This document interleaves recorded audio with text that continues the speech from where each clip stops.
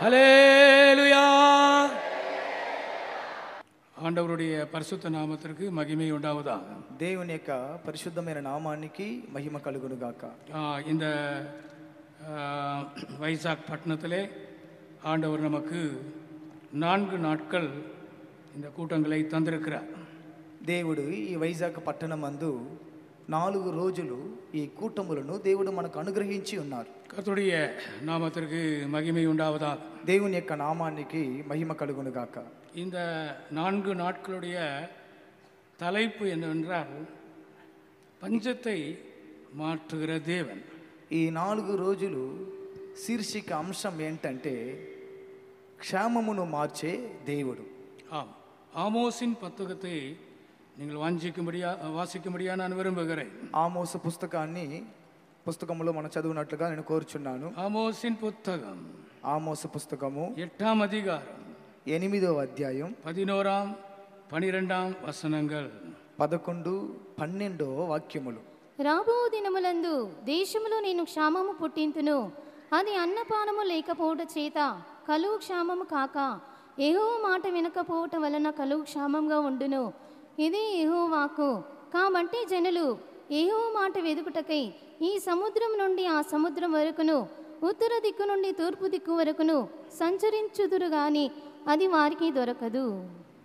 ஆண்டவருடைய நாமத்திற்கு மகிமை உண்டாகும். దేవుని యొక్క నామానికి మహిమ కలుగును గాక. வேதத்திலே பலவிதமான பஞ்சங்களை குறித்து நாம் வாசிக்கலாம். పరిశుద్ధ గ్రంథంలో పలు విధమైన క్షామములను గురించి మనం చదవగలము. ஆமோஸ் தீர்க்கதரிசி சொன்னதான பஞ்சம் கடைசி காலத்திலே உலகத்திலே ஏற்பட போகிற ஒரு பஞ்சமாக இருக்கிறது. ఆమోసు ప్రవక్త చెప్పిన ఆ క్షేమము చివరిగా అంత్య దినములలో జరగబోయే ఒక క్షేమమై ఉంటున్నది. அதைத்தான் அந்தி கிறிஸ்துவின் காலம் என்று சொல்லுகிறோம். అదే క్రీస్తు విరోధి యొక్క కాలం అని చెప్పుచున్నాం. 7 வருட ஆண்டுகள் கர்த்தருடைய வருகைக்கு பிறகு முழு உலகத்தையும் அந்தி கிறிஸ்து ஆளுகை செய்ய போகிறார். యేసయ్య రాకడ తరువాత సర్వలోకమును 7 సంవత్సరములు క్రీస్తు విరోధి ఏలుబడి చేయబోచున్నారు. கர்த்தருடைய நாமத்திற்கு மகிமை உண்டாவதாக. దేవుని యొక్క నామానికి మహిమ కలుగును గాక. அந்த 7 ஆண்டுகள் அது ஒரு சரியான பஞ்சம் காலமாக இருக்கும்.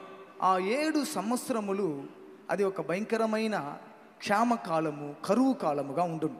அந்த நாட்களை பற்றி தான் ஆமோஸ் இந்த வசனங்களை சொல்லுகிறார்.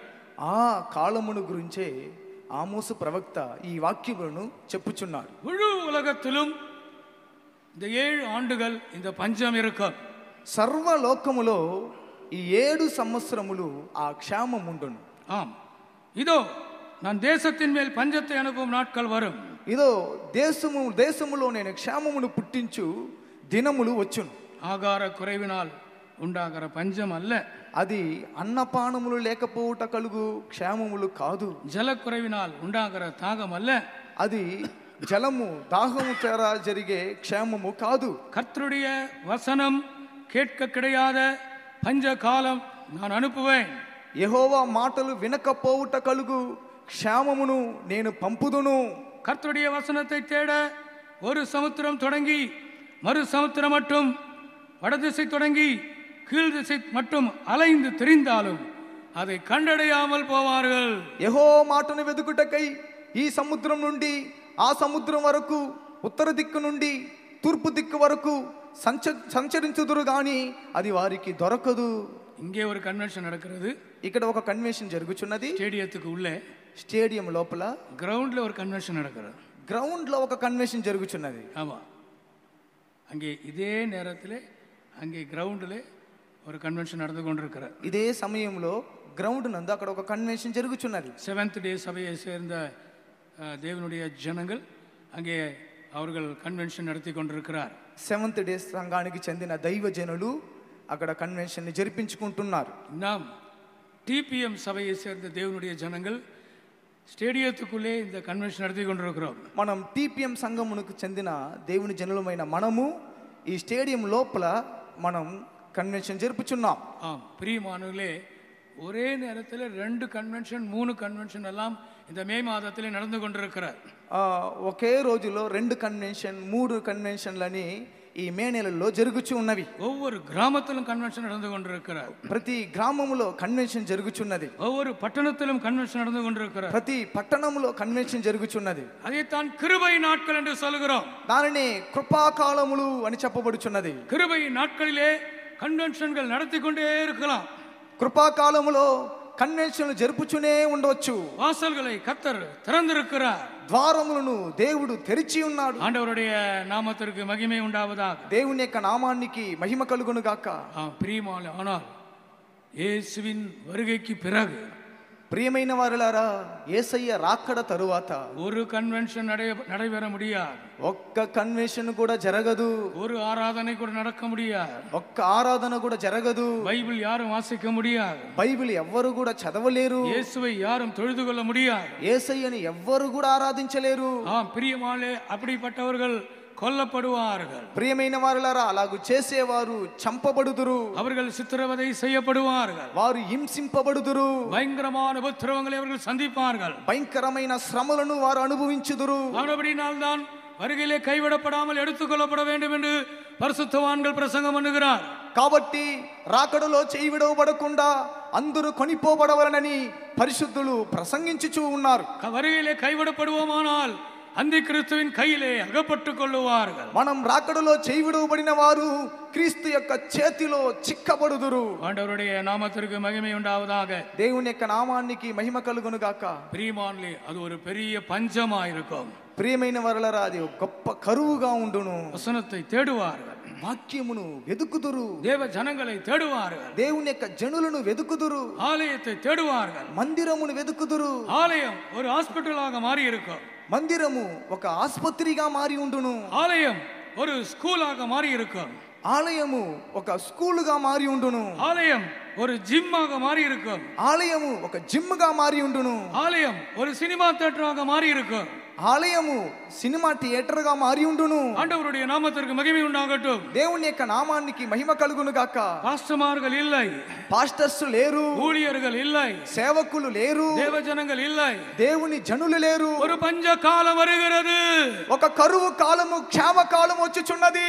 ஆமோஸ் தீர்க்கதரிசி சொன்னதை மறுபடியும் இந்த வைசாக் பட்டணத்திலே நான் சொல்ல விரும்புகிறேன். ఆమోసు ప్రవక్త చెప్పిన కార్యాన్ని మళ్ళీ ఈ వైజాగ్ పట్టణములో నేను చెప్పగోరుచున్నాను. தேசத்தின் மேல் பஞ்சத்தை அனுப்பும் நாட்கள் வரும்.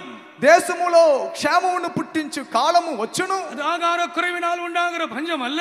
ఇది అన్న ఆహారం ద్వారా కలుగు క్షేమము కాదు. ஜலக்குறைவினால் உண்டாகிற தாகம் அல்ல. పానముల చేత కలుగు క్షేమము కాదు. கர்த்தருடைய வசனம் கேட்க கிடையாத பஞ்சம் வருகிறது. యెహోవా మాటలు వినకపోవుట వలన కలుగు క్షేమము వచ్చుచున్నది. கிருபையின் காலம் முடிய போகிறது. కృపా కాలము ముగింపబడబోచున్నది. கிருபையின் வாசல் అடைக்கப்பட போகிறது. కృపా ద్వారములు మూయబడబోచున్నది. ஆம், சபை கடைசி காலத்திலே வந்திருக்கிறது. అవును, సంఘము అంత్య కాలములోనికి వచ్చి ఉన్నది. இந்த கிருபையின் காலத்திற்காக ஆண்டவருக்கு நாம் ரொம்ப நன்றி சொல்ல வேண்டும். ఈ కృపా కాలము కొరకు దేవునికి మనం మిక్కిలి కృతజ్ఞతలు అర్పించవలెను. கரங்களை உயர்த்தி கொஞ்ச நேரம் அதற்காக நாம் ஸ்தோத்திரம் சொல்லலாமா? మనం చేతులు పైకెత్తి కొంచెంసేపు దాని నిమిత్తం దేవునికి స్తోత్రములు అర్పించెదము. Praise the Lord, praise the Lord, praise the Lord. స్తోత్రం, స్తోత్రం, స్తోత్రం, స్తోత్రం, స్తోత్రం, స్తోత్రం, స్తోత్రం, స్తోత్రం, స్తోత్రం, స్తోత్రం. Thank you. Hallelujah, hallelujah. Amen. வேதத்திலே சொல்லப்பட்ட சில பஞ்சங்களை இந்த 4 நாட்களிலே உங்கள் சிந்தனைக்கு நான் கொண்டு வர விரும்புகிறேன். పరిశుద్ధ గ్రంథంలో చెప్పబడిన క్షామములు, కరువులను గురించి ఈ 4 దినములు మీ ఆలోచనలోకి తీసుకొని రావాలని కోరుచున్నాను. ஆண்டவருடைய பரிசுத்த நாமத்திற்கு மகிமை உண்டாவதாக. దేవుని యొక్క పరిశుద్ధమైన నామానికి మహిమ కలుగును గాక. பிரியமானவர்களே, ஆந்திராவிலே பஞ்சம் வந்தது என்று சொல்லப்பட்டிருக்கிறார். ప్రియమైన వారలారా, ఆంధ్రాలో క్షామం వచ్చినదని చెప్పబడి ఉన్నది. 1832ஆம் ஆண்டு ஒரு பயங்கரமான பஞ்சம் ஆந்திராவிலே வந்தது என்று சொல்லுகிறார். 1832లో ఒక కరువు వచ్చిందని చెప్పబడి ఉన్నది. ஏறக்குறைய 1,00,000 பேர் மரித்தார்கள் என்று சொல்லப்பட்டிருக்கிறார். ఇంచుమించు 1.5 లక్ష మంది చనిపోయారని చెప్పబడి ఉన్నది. அது குண்டூர் பகுதியிலே அந்த பஞ்சம் வந்தது என்று சொல்லப்படுகிறது. గుంటూరు భాగమునందు ఆ కరువు క్షామం వచ్చినదని చెప్పబడి ఉన్నది. 74,000 ఎరుదుகள் మరిத்து పోనது. 74,000 ఎడ్లు మరణించాను. 1.5 லட்சத்துக்கு மேலாக மிருக ஜீவன்கள் அழிந்து விட்டது. 1.5 లక్షలకు పైగా మగ జంతువులు మరణించాను. 3 லட்சத்துக்கு மேலாக ஆடுகள், செம்மறி ஆடுகள், வெள்ளாடுகள் செத்து போய்விட்டது. 3 లక్షలకు పైగా గొర్రెలు మేకలు చనిపోయాను. ஆந்திரா 1832ஆம் ஆண்டு ஒரு பயங்கரமான பஞ்சத்தை சந்தித்திருக்கிறார். ఆంధ్ర 1832వ సంవత్సరము ఒక భయంకరమైన క్షామమును సంధించాను. அதற்கப்புறம் 1876 சில பாகங்களிலே மறுபடியும் இந்த பஞ்சம் வந்திருக்கிறார். తరువాత 1866లో కొన్ని భాగముల్లో ఈ క్షామము పుట్టాను. 1876 1876 சென்னையிலே இது வந்திருக்கிறது. చెన్నైలో వచ్చి ఉన్నది. ముంబైలో வந்திருக்கிறது. ముంబైలో వచ్చి ఉన్నది. మైసూర్లో வந்திருக்கிறது. మైసూర్లో వచ్చి ఉన్నది. హైదరాబాద్లో வந்திருக்கிறது. హైదరాబాద్లో వచ్చి ఉన్నది. ஏறக்குறைய 50 லட்சம் ஜனங்கள் அழிந்து போனார்கள் என்று சொல்லுகிறார். ఇంచుమించి 50 లక్షల జనులు మరణించారని చెప్పబడి ఉన్నది. పసినాలే, ఆకలి చేత, ఆహారం இல்லை, ఆహారం లేదు, அழிந்து போனார்கள், వారు నశించిరి. கர்த்தருடைய நாமத்திற்கு மகிமை உண்டாகட்டும். దేవుని యొక్క నామానికి మహిమ కలుగును గాక. பிரியமானவர்களே, சரீர பிரகாரமான பஞ்சத்தை காட்டிலும் ஆவிக்குரிய பிரகாரமான பஞ்சம் இன்னும் பயங்கரமான விளைவுகளை மனிதர்களுக்குள்ளே ஏற்படுத்த முடியும். ప్రియమైన వారలారా, శరీర సంబంధమైన అక్షరానుసారమైన క్షేమముల కంటే ఆత్మీయ క్షేమములు మనుషుల్లో విపరీతమైన నష్టములను కలిగించును. கர்த்தருடைய நாமத்திற்கு மகிமை உண்டாகட்டும். దేవుని యొక్క నామానికి మహిమ కలుగును గాక. பைபிளில் நான் காண்பிக்க போகிற பஞ்சங்கள் சரீர பிரகாரமாக ஏற்பட்ட பஞ்சங்கள் தான். బైబిల్లో నేను మీకు చూపించబోయే క్షేమములు అక్షరానుసారంగా సంభవించిన క్షేమములే. ஆனால் நான் அதை ஆவிக்குரிய பஞ்சத்தோடு ஒப்பிட்டு நான் பேச விரும்புகிறேன். అయితే నేను ఆత్మీయ క్షేమముతో దాన్ని పోల్చి చెప్పగోరుచున్నాను. ஒரு கன்வென்ஷன்ல பிரசங்கம் பண்றதுக்காக நான் ஆயத்தமாகி கிளம்பி கொண்டிருந்தேன். ఒక కన్వెన్షన్లో ప్రసంగించుట కొరకు నేను సిద్ధపడి వెళ్ళుచుంటిని. அந்த சென்டர்லே இன்னொரு சகோதரன் என்ன பேச போறீங்கன்னு கேட்டார். ఆ సెంటర్లో ఇంకొక సహోదరుడు మీరు దేని గురించి మాట్లాడబోచున్నారని అడిగాను. பஞ்சத்தை மாற்றுகிற தேவன் என்ற விஷயத்தை பற்றி நான் பேச போகிறேன் என்று சொன்னேன். నేను చెప్పాను, క్షేమమును మార్చగలిగే దేవుడు అనే అంశముల గురించి మాట్లాడబోచున్నానని చెప్పితిని. அப்போ அவர் ஒரு கன்வென்ஷன் பிரசங்கி தான். ఆయన కూడా ఒక కన్వెన్షన్ ప్రసంగికుడే. அவர் ஒரு விசேஷமான கன்வென்ஷன் பிரசங்கி. ఆయన ఒక విశేషమైన కన్వెన్షన్ ప్రసంగికుడు. அவர் உடனே சொன்னார், ஆமா பாஸ்டர், என்கிட்ட கூட ஜெபம் பஞ்சத்தில் இருக்கிறது என்று சொன்னார். అవును పాస్టర్ గారండి, నా దగ్గర కూడా ప్రార్థన క్షేమమును గురించే ఉన్నదని చెప్పారు. జపజీవియం పంచத்தில் இருக்கிறது. మా దగ్గర ప్రార్థన జీవితము కరువుగా క్షేమముగా ఉంటున్నది. ஆமா, தாழ்மை பஞ்சத்தில் இருக்கிறது. తగ్గింపు అది కరువుగా ఉంటున్నది. పరిశుద్ధం అది పంచத்தில் இருக்கிறது. పరిశుద్ధత అది కరువై ఉన్నది. పంచத்திலே ఆహారం கிடைக்காதது போல ఆ క్షేమమందు ఆహారము దొరకనట్లుగా, தண்ணீர் கிடைக்காதது போல పానము దొరకకపోనట్లుగా சில நேரங்களில் ஜெபிக்க முடியாத பஞ்சத்துக்குள்ளே நாம் போய் விடுகிறோம். కొన్ని సందర్భములో ప్రార్థన చేయుటకు వీలు లేని కరువులోనికి మనం వెళ్ళిపోవచ్చున్నాం. பரிசுத்தம் இல்லாத అనుభవங்கள் நம்மை பஞ்சத்துக்குள்ளே கொண்டு போய் விடுகிறது. పరిశుద్ధత లేని అనుభవములు మనల్ని కరువులోనికి తీసుకొని వెళ్ళిపోవచ్చున్నవి. பாவத்தால் நாம் நிரப்பப்பட்டு விடுகிறோம். పాపము చేత మనం నింపబడిపోవచ్చున్నాం. தாழ்மை அது எந்த ஊழியத்திலுமே பார்க்க முடிகிறது இல்லை. తగ్గింపు దీనత్వము ఏ సేవకుల్లో కూడా చూడలేకపోవచ్చున్నాం. ஆம் பிரியமானவர்களே, சபையிலே இப்படிப்பட்ட பஞ்சங்கள் சில நேரங்களில் வருகிறது. ప్రియమైన వారలారా, సంఘములో ఇలాంటి కరువు క్షేమములు వచ్చుచూ ఉన్నవి. இந்த நாட்களிலே உங்கள் வாழ்க்கையிலே நீங்கள் எந்த பஞ்சத்தில் இருக்கிறீர்கள், இல்லாவிட்டால் நீங்கள் செழிப்பாக இருக்கிறீர்களா என்பதை நீங்கள் இந்த வார்த்தைகளை கேட்கும் போது நீங்கள் சிந்திக்க கடமைப்பட்டிருக்கிறீர்கள். ఈ దినాలలో మీ జీవితంలో ఎలాంటి కరువులు ఉంటున్నవి, లేదా మీరు సమృద్ధిగా ఉంటున్నారా?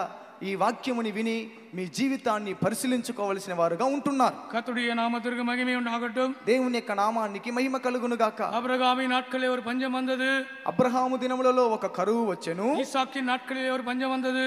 ఈసాకు కాలంలో ఒక క్షామం వచ్చెను. பெத்லகேமிலே அந்த நகோமியின் நாட்களிலே ஒரு பஞ்சம் வந்தது.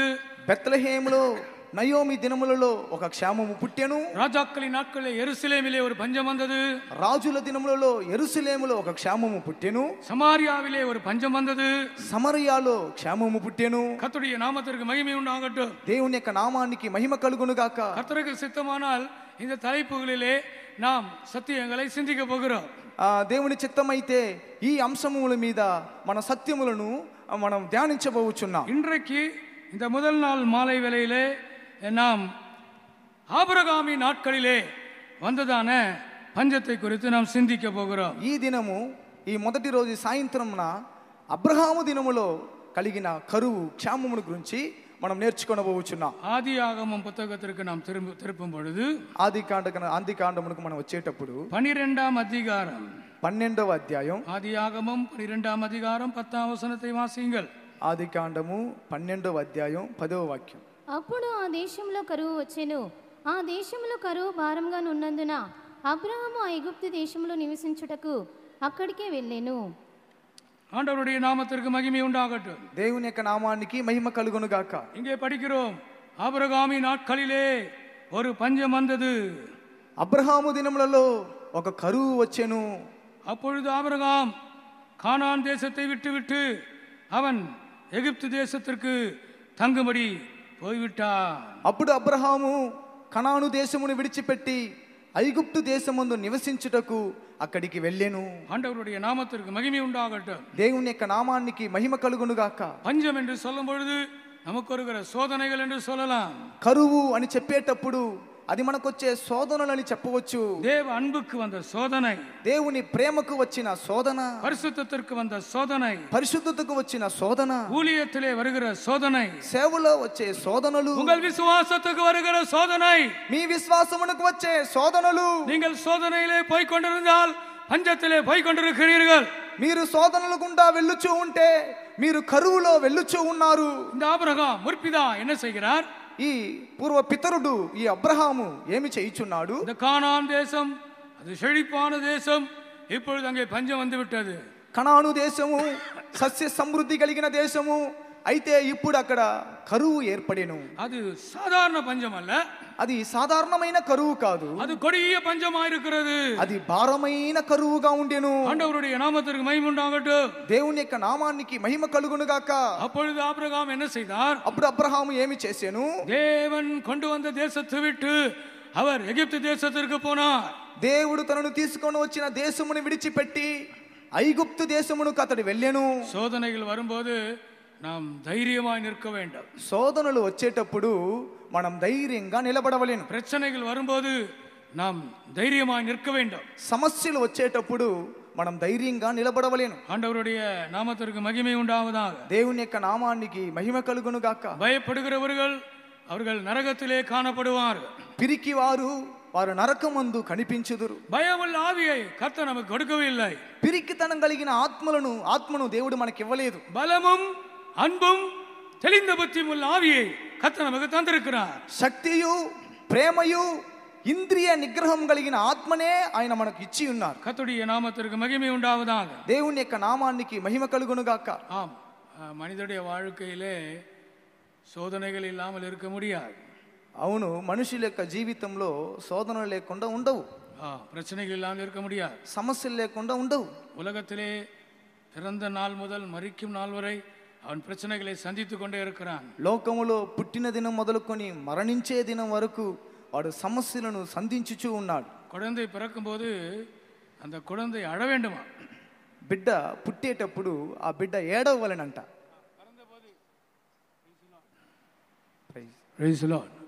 பிறந்தபோது அழுதவங்கெல்லாம் ஒரு ஹல்லேலூயா சொல்லுங்கள். పుట్టిన తర్వాత ఏడ్చాను అని చెప్పేవారు ఒక హల్లేలూయా చెప్పండి.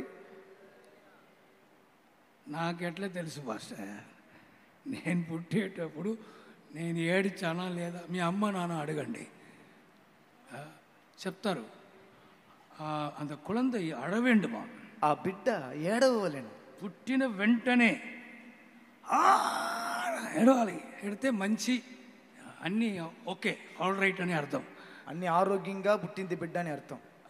ఏడవకపోతే టెన్షన్ అయిపోతారు. డాక్టర్ టెన్షన్ అయిపోతారు, నర్సు టెన్షన్ అయిపోతారు, తల్లి టెన్షన్ అయిపోతుంది, అక్కడ ఉన్న అందరూ టెన్షన్ అయిపోతారు.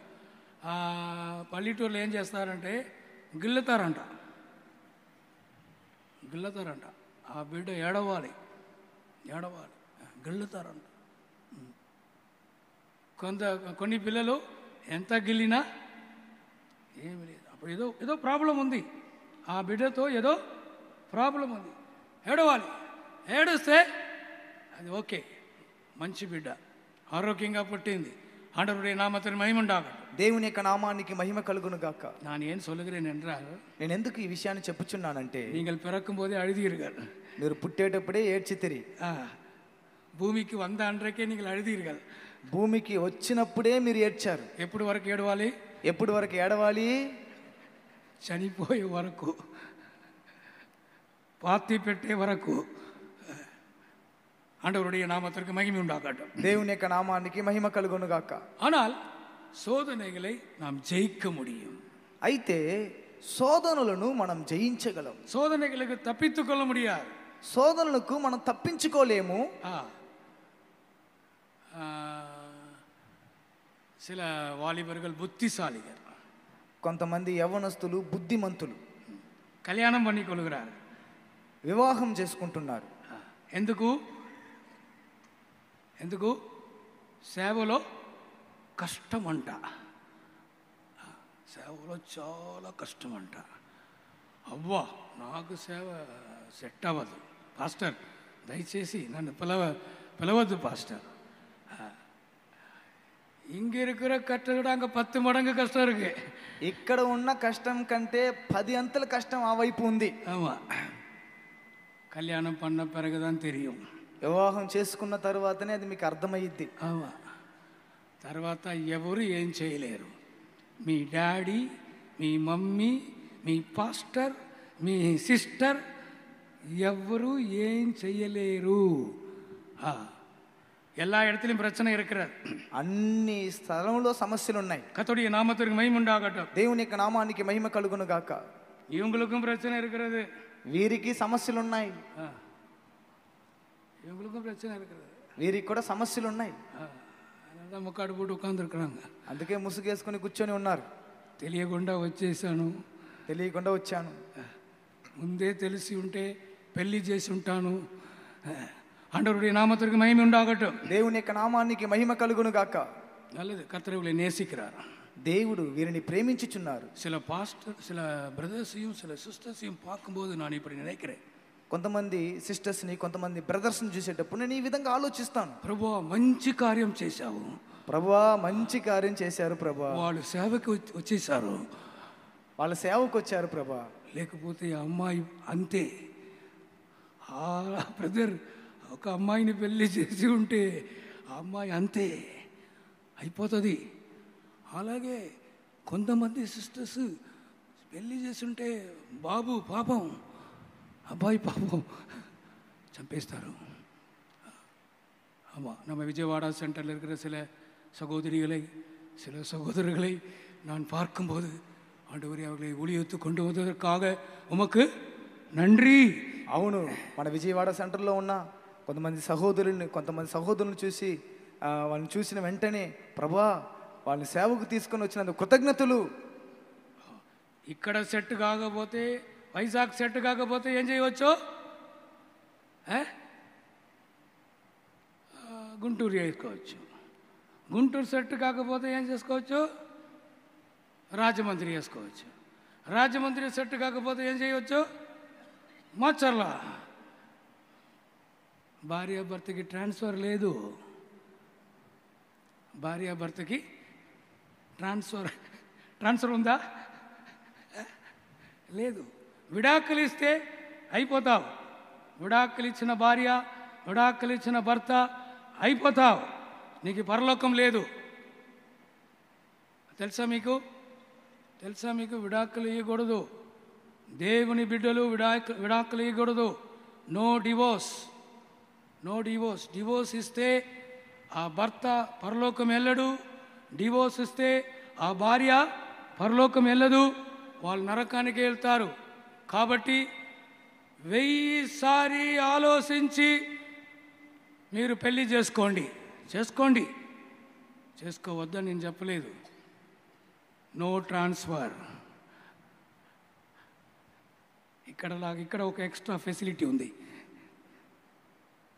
పెద్ద కాకు బ్రదర్కి పడకపోతే ట్రాన్స్ఫర్ తీసుకోవచ్చు.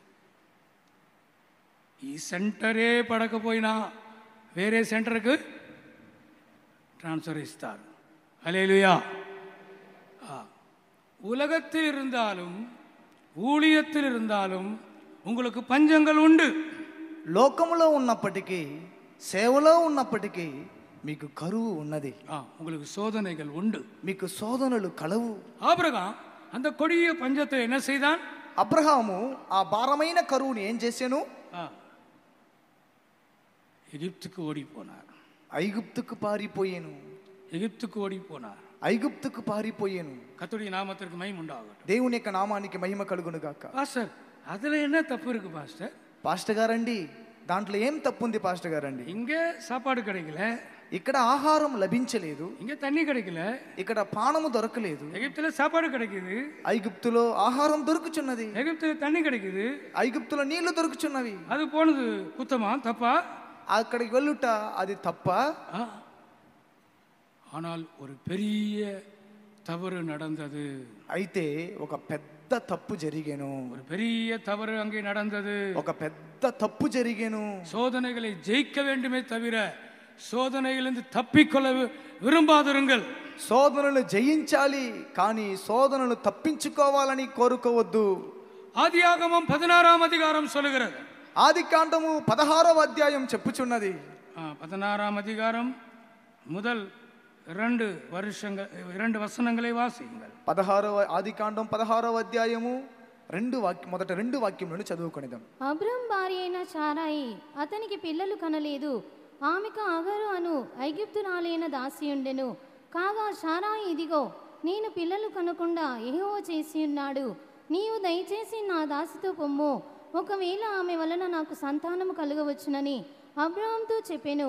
అబ్రాం సారాయి మాట వినెను. ஆண்டவருடைய நாமத்திற்கு மகிமை உண்டாகட்டும். దేవుని యొక్క నామానికి మహిమ కలుగును గాక. பஞ்ச காலம் வரை கானான் தேசத்தை விட்டுவிட்டு எகிப்து தேசத்திற்கு ஆபிரகாம் போயிருந்தார். కరువు కాలం వరకు కనాను దేశమును విడిచిపెట్టి ఐగుప్తు దేశమునకు అబ్రహాము నివసించుటకు వెళ్ళెను. எவ்வளவு மாதங்கள் எவ்வளவு வருடங்கள் அந்த பஞ்சம் இருந்தது என்ற குறிப்புகள் இல்லை. ఎన్ని నెలలు ఎన్ని సంవత్సరములు ఆ కరువులు ఉండేనని చెప్పబడలేదు. ஆனால் மறுபடியுமாக ஆபிரகாம் எகிப்தை விட்டு கானான் தேசத்திற்கு கர்த்தர் காட்டின தேசத்திற்கு வந்து சேர்ந்தார். మళ్ళీ అబ్రహాము ఐగుప్తును విడిచిపెట్టి యెహోవా అతని చూపించిన కనాను దేశమునకు తిరిగి వచ్చెను. 16ఆం அதிகாரம் 3ஆம் వచనం சொல்லுகிறது. 16వ అధ్యాయం 3వ వాక్యం చెప్పుచున్నది. కాబట్టి అబ్రాము కనాను దేశంలో 10 ఏండ్లు కాపురం ఉన్న తర్వాత 17 కాపురం ఉండిన తర్వాత ஆண்டவருடைய நாமத்திற்கு மகிமை உண்டாவதாக. దేవుని యొక్క నామానికి మహిమ కలుగును గాక. இப்பொழுது எகிப்திலிருந்து அவர் வந்து விட்டார். ఇప్పుడు అతడు ఐగుప్తులో నుండి తిరిగి వచ్చాను. 10 வருஷம் அவர் குடியிருக்கிறார். 10 సంవత్సరములు అతడు కాపురం ఉండెను. ஆனால் அவன் திரும்ப வரும்போது ஆகார் என்ற ஒரு அடிமை பெண்ணை, வேலைக்கார பெண்ணை எகிப்திலிருந்து கண்டுபிடித்து அவன் கொண்டு வந்தான். అయితే అతడు తిరిగి వచ్చేటప్పుడు ఐగుప్తులో నుండి దాసి అయిన హాగారును, పని మనిషి అయిన హాగారును అతడు తీసుకొని వచ్చాను. பிரியமானவர்களே, அவன் எகிப்துக்கு போகாமல் இருந்தால் ஆகார் அவன் கண்டுபிடித்திருக்க மாட்டான். ప్రియమైన వారలారా, అతడు ఐగుప్తుకు వెళ్లకుండా ఉంటే హాగారును అతడు కనిపెట్టేవాడు కాదు. ஒருவேளை அவள் நல்ல வேலை செய்கிற ஒரு பெண்ணாக இருந்திருப்பாள். ఒకవేళ ఆమె మంచిగా పనిచేసే ఒక అమ్మాయిగా ఉండవచ్చు. தன்னுடைய வீட்டிலே இப்படி வேலை செய்கிற ஒரு பெண் இருந்தால் நல்லது என்று ஆபிரகாம் அந்த பெண்ணை எடுத்துக்கொண்டான். ఇంట్లో ఇలా ఒక మంచిగా పనిచేసే ఒక స్త్రీ ఉంటే మంచిది అని చెప్పి ఆమెను తీసుకున్నాడు. அவள் எகிப்து தேசத்திலே பிறந்தவள். ఆమె ఐగుప్తు దేశమందు పుట్టినది. அவள் எகிப்து தேசத்தை சேர்ந்தவள். ఆమె ఐగుప్తు దేశమునకు చెందినది. இப்பொழுது அவன் திரும்பி கானானுக்கு வரும்பொழுது ఇప్పుడు అతడు తిరిగి కనానుకు వచ్చేటప్పుడు அந்த ஆகாரை அவன் கொண்டு வந்தான். హాగరును అతడు తీసుకొని వచ్చెను. நடந்தது என்ன? జరిగినది ఏంటి? தனக்கு அவளை மனைவியாக்கி கொண்டான். అతడు తనకు హాగరుని భార్యగా చేసుకొనేను. அடிமை பெண்ணை ஆகாரை அவன் விவாகம் செய்து கொண்டான். దాసిని హాగరును అతడు భార్యగా చేసుకొనేను. அவனுக்கு பிறந்த மகன் தான் இஸ்மவேல். ఆమె అతనికి పుట్టిన కుమారుడే ఇస్మాయేలు. அன்றைக்கு அந்த பஞ்சத்திலே ஆபிரகாம் போகாமல் கர்த்தரை நம்பி அந்த பஞ்சத்திலே அவன் அங்கே கானானிலே இருந்திருப்பார் என்றால், ఆ దినము అబ్రహాము ఆ కనానులో వచ్చిన కరువుని వదిలి ఐగుప్తుకు పోకుండా ఉండి ఉంటే, இன்றைக்கு இஸ்மவேல் கிடையாது. ఇప్పుడు ఈ దినాల్లో ఇస్మాయేలు ఉండి ఉండడు. ஆண்டவருடைய நாமத்திற்கு மகிமை உண்டாகட்டும். దేవుని యొక్క నామానికి మహిమ కలుగును గాక. ஆபிரகாம் செய்த பெரிய தவறு அதுதான். అబ్రహాము చేసిన పెద్ద తప్పు అదే. பிரியமானவர்களே, சோதனையை தப்பித்துக் கொள்ள நினைக்காதிருங்கள். అవును ప్రియమైన వారులారా, శోధనను తప్పించుకోవాలని కోరవద్దు. சோதனைக்கு ஷார்ட் கட் இருக்கிறதா என்று தேடாதிருங்கள். ఆ శోధనకి షార్ట్ కట్ ఉందా అని వెతకకండి. பிரியமான சோதனையை ஜெயிக்கும்படியாக நீங்கள் விரும்புங்கள். ప్రియమైన వారులారా, శోధనను జయించాలని కోరండి. ஒரு அடிமை பெண்ணை அவன் மனைவியாக்கி கொண்டான். ఒక దాసిని అతడు భార్యగా చేసుకొనేను. கர்த்தருடைய நாமத்திற்கு மகிமை உண்டாகட்டும். దేవుని యొక్క నామానికి మహిమ కలుగును గాక. ஆனாலும் தேவன் ஒத்துக்கொள்ளவில்லை. అయినను దేవుడు దానిని అంగీకరించలేదు. அவனுக்கு பிள்ளை பிறந்தாலும், అతనికి ఆ బిడ్డ పుట్టినప్పటికీ அந்த ஆகாரையும் இஸ்மவேலையும் ஒரு கட்டத்திலே அனுப்பிவிடும்படியாய் சொன்னார். ఆ హాగారును ఇస్మాయేలును ఒక సందర్భంలో పంపించమని చెప్పాను. கர்த்தருடைய பரிசுத்த நாமத்திற்கு மகிமை உண்டாவதாக. దేవుని యొక్క పరిశుద్ధమైన నామానికి మహిమ కలుగును గాక. அது ஆபிரகாமுக்கு இஷ்டமில்லாமல் இருந்தது. అది అబ్రహాముకు ఇష్టం లేకపోయేను. ஆனாலும் கர்த்தர் கண்டிப்பாய் சொல்லிவிட்டார். అయితే దేవుడు ఖచ్చితంగా చెప్పాను, நீ சாராளின் வார்த்தைக்கு கீழ்ப்படி, నువ్వు శారా మాటకి లోబడుము, நீ அவளை அனுப்பிவிடு, నీవు ఆమెను పంపివేయుము. கர்த்தருடைய பரிசுத்த நாமத்திற்கு மகிமை உண்டாகட்டும். దేవుని యొక్క పరిశుద్ధమైన నామానికి మహిమ కలుగును గాక. இந்த அடிமை பெண் ஆகிய ஆகார் நம்முடைய வாழ்க்கையிலே நம்மை அடிமைப்படுத்த விரும்புகிற வல்லமைகளுக்கு ஒப்பாக சொல்லலாம். ఆ దాసి అయిన హాగారు మన జీవితంలో మనల్ని కొన్ని కార్యాలకు దాసులుగా మార్చే శక్తులకు దాన్ని పోల్చి చెప్పవచ్చు. பிசாசு மனிதனை அடிமையாக்க விரும்புகிறான். అపవాది మనుషులని దాసులుగా మార్చాలని కోరుచున్నాడు. ஒவ்வொரு மனிதனையும் அவன் அடிமையாக்க விரும்புகிறான். ప్రతి మనుషుణ్ణి దాసులుగా మార్చాలని కోరుచున్నాడు. அவர்கள் பாவத்துக்கு அடிமையாக மாறுகிறார்கள். అవును, వారు పాపములకు దాసులుగా మారుచున్నారు. கோபத்துக்கு அடிமையாக அவர்கள் மாறுகிறார்கள். కోపమునకు దాసులుగా మారుచున్నారు. போதை பழக்கங்களுக்கு அடிமையாக மாறுகிறார்கள். మత్తు పదార్థములకు బానిసలుగా మారుచున్నారు. ஆண்டவருடைய நாமத்திற்கு மகிமை உண்டாகட்டும். దేవుని యొక్క నామానికి మహిమ కలుగును గాక. ஒரு நாள் இயேசு இஸ்ரவேல் மக்களை, யூதர்களை பார்த்து இப்படி சொன்னார். ఒక దినము యేసయ్య ఇశ్రాయేలులను చూచి యూదులను చూచి ఈ విధంగా చెప్పిరి, நீங்கள் பாவத்துக்கு அடிமையாயிருக்கிறீர்கள். మీరు పాపమునకు దాసులుగా ఉంటున్నారు. அவர்களுக்கு அது புரியவில்லை. వారికి అది అర్థం కాలేదు. என்ன பாவத்துக்கு அடிமையாயிருக்கிறீர்கள் என்று எங்களை பார்த்து இவர் சொல்லுகிறாரே என்று அவர்கள் நினைத்தார்கள். ఏంటి మీరు పాపములకు దాసులై ఉన్నారని మమ్మల్ని చూసి ఏం చెప్తున్నారని ఆలోచించిరి. யோவான் சுவிசேஷத்தை படிக்கும் பொழுது, యోహాను సువార్తలో మనం చదివేటప్పుడు, ஒருவன் பாவம் செய்தால் அவன் பாவத்துக்கு அடிமையாயிருக்கிறான் என்று இயேசு சொன்னார். ఒకడు పాపము చేసినట్లయితే వాడు పాపమునకు దాసుడు అని యేసు ప్రభు చెప్పాను. யோவான் சுவிசேஷம் 8వ అధ్యాయం 34వ వచనం. యోహాను సువార్త 8వ అధ్యాయము 34వ వాక్యం. అందుకు యేసు, పాపము చేయి ప్రతివాడును పాపమునకు దాసుడని మీతో నిశ్చయంగా చెప్పుచున్నాను. பாவம் செய்கிறவன் பாவத்திற்கு அடிமையாயிருக்கிறான். పాపము చేయి ప్రతివాడు పాపమునకు దాసుడు. கோபப்படுகிறீர்கள், కోపపడుచున్నారు, கோபத்துக்கு அடிமையா இருக்கிறோம். కోపానికి దాసులుగా ఉంటున్నాం. பொய் சொல்லுகிறீர்கள், అబద్ధం చెప్తున్నా, பொய்க்கு அடிமையா இருக்கிறோம். ఆ అబద్ధమునకు దాసులుగా ఉంటున్నాం. பொறாமைப்படுகிறீர்கள், అసూయ పడుచున్నారు, நாம் பொறாமைக்கு அடிமையா இருக்கிறோம். మన అసూయకు దాసులుగా ఉంటున్నాం. பொறாமை இல்லாதவங்க ஒரு ஹல்லேலூயா சொல்லுவோம். అసూయ లేని వారు ఒక హల్లెలూయా చెప్పండి. ஊழியக்காரங்க கூட கை தூக்க முடியாது. సేవకులు కూడా చేతులు పైకెత్తలేరు. ఉన్నారా అసూయ లేని సేవకులు?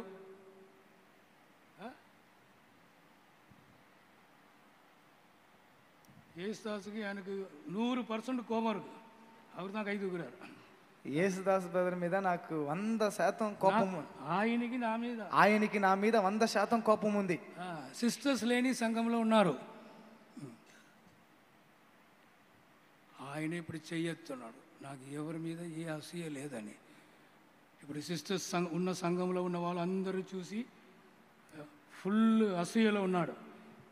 ఆ చిన్న బ్రదర్కి సిస్టర్ ఉన్నారు, ఆ చిన్న బ్రదర్కి ట్రే పోతుంది, నాకు ట్రే ఇవ్వడానికి ఎవరు?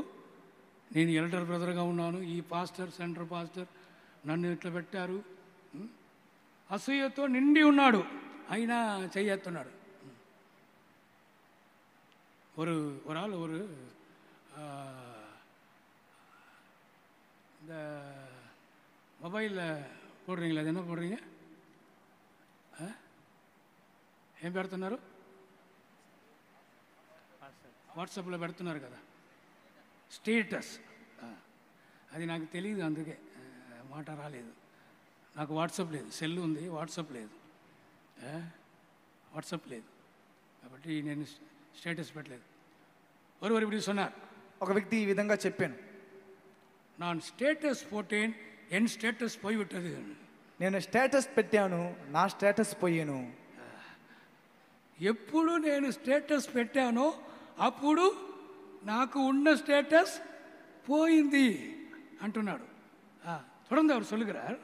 అతను కొనసాగించి చెప్తున్నాడు, அவர் என்ன ஸ்டேட்டஸ் போட்டாரா? ఆయన ఏ స్టేటస్ పెట్టాడంటే, என் சொந்த உழைப்பினால் நான் காசு சம்பாதித்து ஒரு புதிய 2 வீலரை நான் வாங்கியிருக்கிறேன். నా సొంత కష్టార్జితం చేత ఒక కొత్త 2 వీలర్ని నేను కొంటిని. அந்த 2 வீலர் ఫోటో போட்டு ఆ 2 వీలర్ యొక్క ఫోటోని వేసి, இது என்னுடைய சொந்த உழைப்பினால் சம்பாத்தியத்தினால் வாங்கின வாகனம், ఇది నా సొంత కష్టార్జితము చేత కొనిన వాహనము. 200 பேர் பார்த்தாங்க, 200 మంది చూశారండి. ఆ స్టేటస్ని 200 பேர் பார்த்தாங்க. ఆ స్టేటస్ని 200 మంది చూశారు. அவர் சொல்றாரு, ఆయన చెప్పారు, என் சொந்தக்காரன் ஒருத்தன் பார்த்தா, నా బంధువు ఒకడు చూశాడు, இன்னொரு சொந்தக்காரன் பார்த்தா, నా బంధువు ఇంకొకడు చూశాడు. ఎవరు చూస్తారని మనకు తెలుస్తుంది, మనకు అర్థమవుతుంది. ఎవరు చూసారా లేదా అని వస్తుంది. చూసారంటే ఎవరు చూసారని కూడా మనకు వస్తుంది. మూడవది ஒரு బంధు ஒரு சொந்தக்காரன் பார்த்தா, మూడవగా నా బంధువులో ఇంకొకడు చూశాడు. அவங்க பார்க்க தொடங்கினதிலிருந்து, వారు చూచుటకు ప్రారంభించినది మొదలుకొని తల వలిక ఆరంభించింది. నాకు తలనొప్పి ప్రారంభమయ్యాను, జ్వరం వர ఆరంభించింది, నాకు జ్వరం రావుటకు ప్రారంభమయ్యింది. தலையிலிருந்து கால் வரையும் பயங்கரமா என்னவோ பண்ணிட்டே இருக்கு. తల మొదలుకొని కాళ్ళు వరకు భయంకరంగా ఏదో నన్ను తొందర పెడుచున్నది.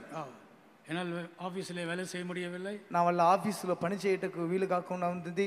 சீக்கிரமா வீட்டுக்கு வந்து படுத்து விட்டேன், త్వరగా ఇంటికి వచ్చి పండుకున్నాను. அம்மா அம்மா சுக்கு காபி போட்டு கொடுக்குறாங்க, இஞ்சி காபி போட்டு கொடுக்குறாங்க. తల్లి గారు సొంటి కాఫీ, అల్లం కాఫీ వేసి ఇచ్చారు.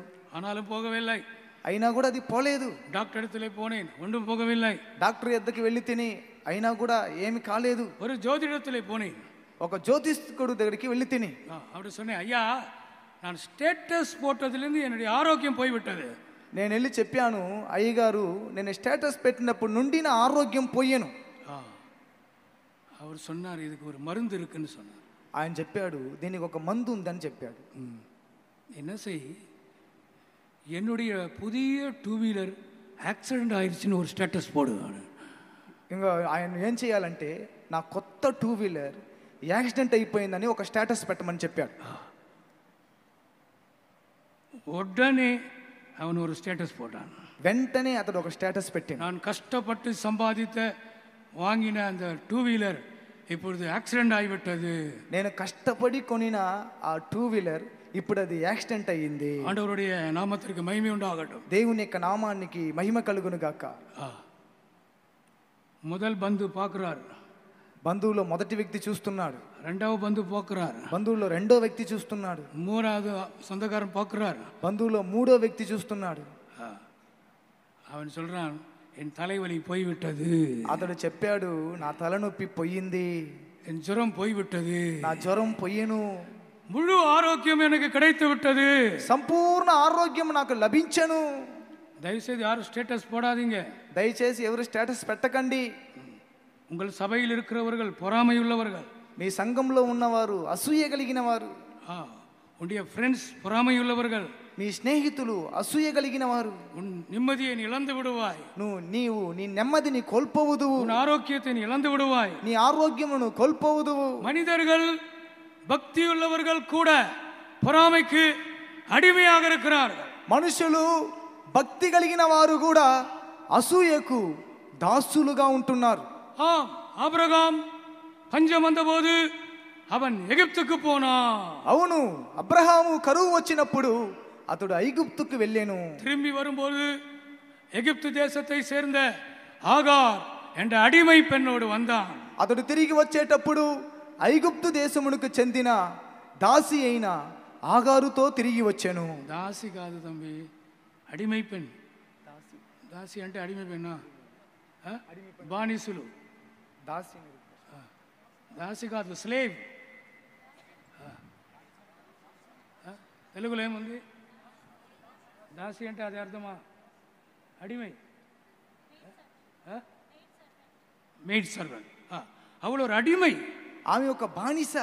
ஆண்டவருடைய நாமத்திற்கு மகிமை உண்டாகட்டும். దేవుని యొక్క నామానికి మహిమ కలుగును గాక. நீங்கள் சோதனையை ஜெயிக்காவிட்டால், మీరు శోధనను జయించకపోయినట్లయితే, நீங்கள் அந்த பாவத்துக்கு அடிமையாய் விடுவீர்கள். మీరు ఆ పాపమునకు బానిసలవుచున్నారు. உங்கள் மொபைலுக்கு நீங்கள் அடிமையாகி விடுவீர்கள். మీ మొబైల్కి మీరు బానిసలైపోవచ్చున్నారు. உங்களுக்கு வந்திருக்கிற பஞ்சத்திலே நீங்கள் ஜெயிக்கிறீர்களா தோற்கிறீர்களா? మీకు వచ్చిన మీ కరువులో మీరు జయించుచున్నారా, మీరు ఓడిపోవచ్చున్నారా? கர்த்தருடைய நாமத்திற்கு மகிமை உண்டாகட்டும். దేవుని యొక్క నామానికి మహిమ కలుగును గాక. பிரியமானவர்களே, இந்த பஞ்சத்தை அடிமைத்தனத்திற்கு கொண்டு போகிற பஞ்சம் என்று நான் சொல்ல விரும்புகிறேன். ఈ కరువును దాసత్వమునకు తీసుకొని వెళ్ళే కరువు అని నేను చెప్పుచున్నాను. ஆபிரகாமின் நாட்களிலே கானான் தேசத்திலே வந்த பஞ்சத்திற்கு அவனை அடிமைத்தனத்திற்குள்ளே கொண்டு போகிற பஞ்சம் என்று நான் சொல்ல விரும்புகிறேன். అబ్రహాము దినములలో కనానులో వచ్చిన కరువు అది మనుషుని దాసత్వమునకు తీసుకొని వెళ్ళే కరువు అని నేను చెప్పగోరుచున్నాను. நாம் பாவத்திற்கு அடிமைப்பட்டவர்கள் அல்ல, మనము పాపమునకు దాసులము కాదు. நாம் உலகத்திற்கு அடிமைப்பட்டவர்கள் அல்ல, మన లోకమునకు దాసులము కాదు. நாம் மாம்சத்திற்கு அடிமைப்பட்டவர்கள் அல்ல, మనం శరీరమునకు దాసులము కాదు. கண்களின் இச்சைகளுக்கு நாம் அடிமைப்பட்டவர்கள் அல்ல, నేత్రాసకు మనం దాసులము కాదు. ஆம் பிரியமானவர்களே, எந்த மனிதர்களுக்கும் நாம் அடிமைப்பட்டவர்கள் அல்ல. ప్రియమైన వారులారా, ఏ మనుషునికి మనం దాసులము కాము. கர்த்தருடைய நாமத்திற்கு மகிமை உண்டாகட்டும். దేవుని యొక్క నామానికి మహిమ కలుగును గాక. மரணத்துக்கு மரண பயத்திற்கு அடிமைகளாயிருந்தார்கள். మరణ భయమునకు మనము దాసులుగా ఉన్నట్లయితే, எபிரேயர் 2ஆம் அதிகாரத்திலே படிக்கும் பொழுது, హెబ్రీయులకు రాసిన పత్రిక 2వ అధ్యాయంలో చదివేటప్పుడు 15ஆம் வசனம் వివిధமாய் சொல்லுகிறது. 15వ వాక్యము మనకి ఈ విధంగా చెప్పుచున్నది. కాబట్టి ఆ పిల్లలు రక్త మాంసము గలవారినందున ఆ ప్రకారమే మరణము యొక్క బలము గలవానిని అనగా అపవాదిని మరణ ద్వారా నశింపచేయుటకును జీవితకాలమంతయు మరణ భయం చేత దాస్యమునకు లోబడిన వారిని, ஜீவகாலமெல்லாம் மரண பயத்திற்கு அடிமையாயிருந்தவர்களை அவர் விடுதலையாக்கும்படியாய் சிலுவையிலே மரித்தார். జీవిత కాలమంతయు మరణ భయము చేత దాస్యముకు లోబడిన వారిని విడిపించుటకు ఆయన సిలువలో మరణించాను. மரண பயத்திலிருந்து உங்களுக்கு விடுதலை வேண்டுமா? మరణ భయంలో నుండి మీకు విడుదల కావాలేనా? சிலர் தனியா தூங்க மாட்டார்கள். కొంతమంది ఒంటరిగా నిద్రపోలేరు. ஒரு பிரதர் எனக்கு அடுத்த பேட்ச் நினைக்கிறேன், ஒரு பிரதர் ஊழியத்துக்கு வந்தார். ఒక బ్రదర్ నాకు తరువాత బ్యాచ్ ఆయన సేవకు వచ్చాడు. தனியா தங்கவே மாட்டார். అతడు ఒంటరిగా ఎక్కడ కూడా నివసించాడు. அவர் எல்டரான பிறகு கூட, ఆయన ఎల్డర్ అయిన తరువాత కూడా, அவர் சீனியர் பிரதர் ஆன பிறகு கூட, ఆయన సీనియర్ బ్రదర్ అయిన తర్వాత కూడా யாராவது அவர் கூட இருக்க வேண்டும். ఎవరైనా అతనితో ఉండాలి. தனியாக அவர் தங்கவே மாட்டார். ఒంటరిగా ఆయన ఎక్కడ కూడా నివసించాడు. கேட்டால் பயமா இருக்குன்னு சொல்லுவார். అడిగితే భయంగా ఉందని చెప్పేవాడు. ஊழியக்காரர் தான், సేవకుడే. பிரசங்கம் எல்லாம் பண்ணுவார், ప్రసంగం అంతా చేసేవాడు, ஊழியம் எல்லாம் செய்வார், సేవ చేసేవాడు. ஆனால் ஒரு நாளும் ஒரு இடத்திலும் அவர் தனிமையாக தங்கி இருந்ததில்லை. ఒక్కరోజు ఏ స్థలంలో కూడా ఒంటరిగా అతడు నివసించినది లేదు. ஒரு நாள் அவர் ஊழியத்தை விட்டு போய்விட்டார். ఒక దినం అతడు సేవను విడిచిపెట్టి వెళ్ళిపోయాను.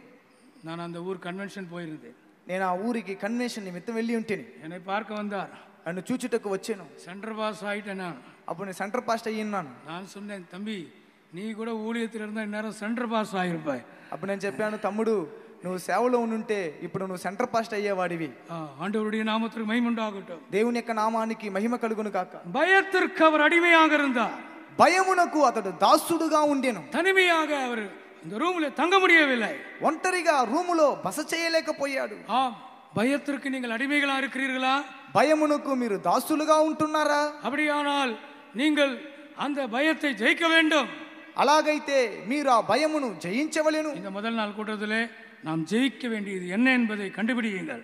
ఈ మొదటి రోజు కూటములో నేను జయించవలసిన కార్యం ఏంటి అని కనిపెట్టండి. சிலர் தூக்கத்துக்கு அடிமையா இருக்கிறார்கள். కొంతమంది నిద్రకు దాసులుగా ఉంటున్నారు. சிலர் கிரிக்கெட்டுக்கு அடிமையா இருக்கிறார்கள். కొంతమంది క్రికెట్ కి దాసులుగా ఉంటున్నారు. சிலர் ஆகாரத்துக்கு அடிமையா இருக்கிறார்கள். కొంతమంది ఆహారమునకు దాసులుగా ఉంటున్నారు. சிலர் கன்வென்ஷன் நடந்து கொண்டிருந்தாலும் KFC வேண்டும். కొంతమంది కన్వెన్షన్ జరుగుతున్నప్పటికీ వారికి KFC కావాలి.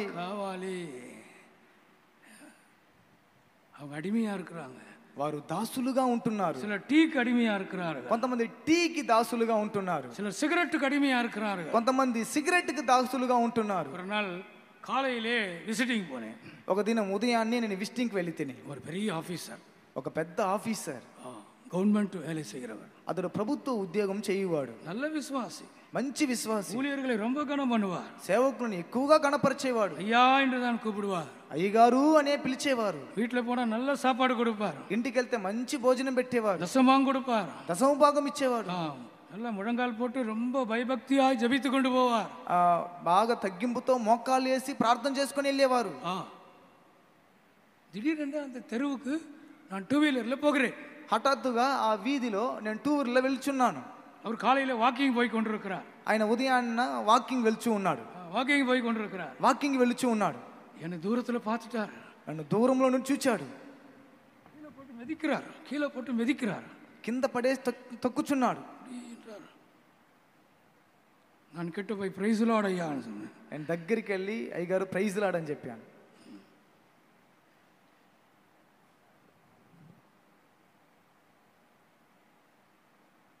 எனக்கு விளங்கிருச்சு, నాకు అర్థమయ్యింది. காலு கீழே என்ன இருக்கு? కాళ్ళ కింద ఏముంది? சிகரெட் இருக்கு, సిగరెట్ ఉంది. ஆண்டவருடைய நாமத்திற்கு மகிமை உண்டாகட்டும். దేవుని యొక్క నామానికి మహిమ కలుగును కాక. பிரியமான விசுவாசிகளா இருந்தாலும், ప్రియమైన వారులారా, విశ్వాసులుగా ఉన్నప్పటికీ, ஊழியர்களா இருந்தாலும், సేవకులుగా ఉన్నప్పటికీ, நாம் பலரும் பல காரியங்களுக்கு அடிமைகளா இருக்கிறோம். మనం అనేక మంది అనేక కార్యములకు దాసులుగా ఉంటున్నాం. ஆபிரகாம் நாட்களிலே வந்த பஞ்சம், அது ஆபிரகாமை அடிமைப்படுத்தும்படியாய் வந்த பஞ்சம். అబ్రహాము దినముల్లో వచ్చిన ఆ కరువు అబ్రహాముని దాసునిగా మార్చేదానికి వచ్చిన కరువు. எத்தனை பேர் உங்களை அடிமைப்படுத்துகிற காரியங்கள் வெளியே வர விரும்புகிறீர்கள்? ఎంతమంది మీరు దాసులుగా ఉన్న కార్యంలో నుండి బయటికి రాగోరుచున్నారు? உங்களுடைய கரங்களை உயர்த்தி காட்டுவீங்களா? మీరు చేతులు పైకెత్తి చూపించగలరా? பாஸ்டர், நான் கூட சில காரியங்களுக்கு அடிமையா இருக்கிறேன். పాస్టర్ గారండి, నేను కూడా కొన్ని కార్యములకు దాసులుగా ఉంటున్నాను. கோபத்துக்கு அடிமையா இருக்கிறேன். కోపానికి దాసులుగా ఉంటున్నా. பயங்கரமான கோபம் எனக்கு வருகிறது. భయంకరమైన కోపం నాకు వచ్చుచున్నది. நான் అనేక விஷயங்களுக்கு அடிமையா இருக்கிறேன். నేను అనేక విషయంలో దాసునిగా ఉంటున్నాను. எனக்கு ஒரு விடுதலை வேண்டும். నాకు ఒక విడుదల కావాలి. தன் பாவங்களை மறைக்கிறவன் வாழ்வடைய மாட்டான். అతిక్రమములను దాచిపెట్టువాడు వర్ధిల్లడు. தன் பாவங்களை மறைக்கிறவன் வாழ்வடைய மாட்டான். అతిక్రమములను దాచిపెట్టువాడు వర్ధిల్లడు. அவைகளை விட்டு விடுகிறவனோ அறிக்கை செய்கிறவனோ விட்டு விடுகிறவனோ இரக்கம் பெறுவார். వాటిని ఒప్పుకొని విడిచిపెట్టువాడో కనికరము పొందును. கைகளை உயர்த்தி அறிக்கை செய்யலாமா? చేతులు పైకెత్తి ఒప్పుకోలు చేయుదుము. கைகளை உயர்த்தி அறிக்கை செய்யலாமா?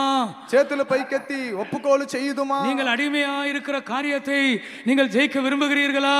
మీరు బానిసగా ఉన్న కార్యములను జయింపగోరుచున్నారా? ஒத்துக்கொள்ளுங்கள், దాన్ని ఒప్పుకొనండి. தேவ சமூகத்திலே ஒத்துக்கொள்ளுங்கள்.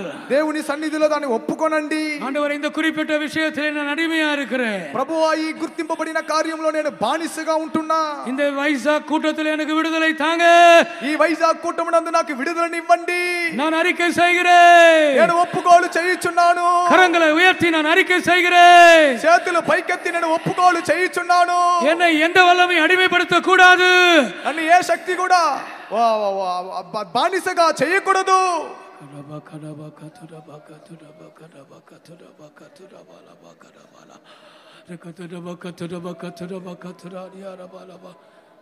பாருங்க, ஆபிரகாம் செய்த தவறு அவனோடு போகவில்லை, இன்றைக்கும் நம்மையும் அது బాధిస్తూ கொண்டே இருக்கிறது. చూడండి, అబ్రహాం చేసిన తప్పు ఆ దినంలో అది పోలేదు, ఇప్పటికీ మనల్ని కూడా అది బాధపరచుచూ ఉన్నది.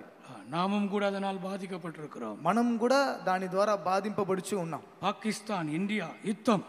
పాకిస్తాన్ ఇండియా యుద్ధం. ఇది కారణం యారు? దీనికి కారణం ఎవరు చెప్పండి. పాకిస్తాన్ యుద్ధం, పాకిస్తాన్కి ఇండియాకి యుద్ధం, కారణం యారు? పాకిస్తాన్ ఇండియాకి యుద్ధం, దానికి కారణం ఎవరు? அன்றைக்கு ஆபிரகாம் பஞ்சத்திலே எகிப்துக்கு போனான். ఆ దినము అబ్రహాము కరువునందు ఐగుప్తుకి వెళ్ళాను. அவன் அன்றைக்கு போகாமல் கர்த்தரை நம்பி அந்த கானானிலே இருந்திருந்தால் ஆகார் இல்லை, இஸ்மவேல் இல்லை.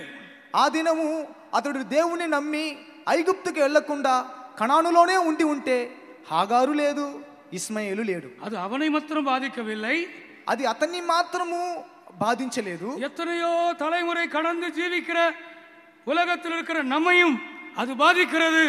ఎన్నో తరములను దాటి జీవించుచున్న మనల్ని అది బాధపరచుచు ఉన్నది. அடிமைப்படுத்துகிற எந்த காரியத்தையும் நீங்கள் ஜெயிக்க வேண்டும். బానిసగా చేసే ఏ కార్యమునైనా మీరు జయించవలెను.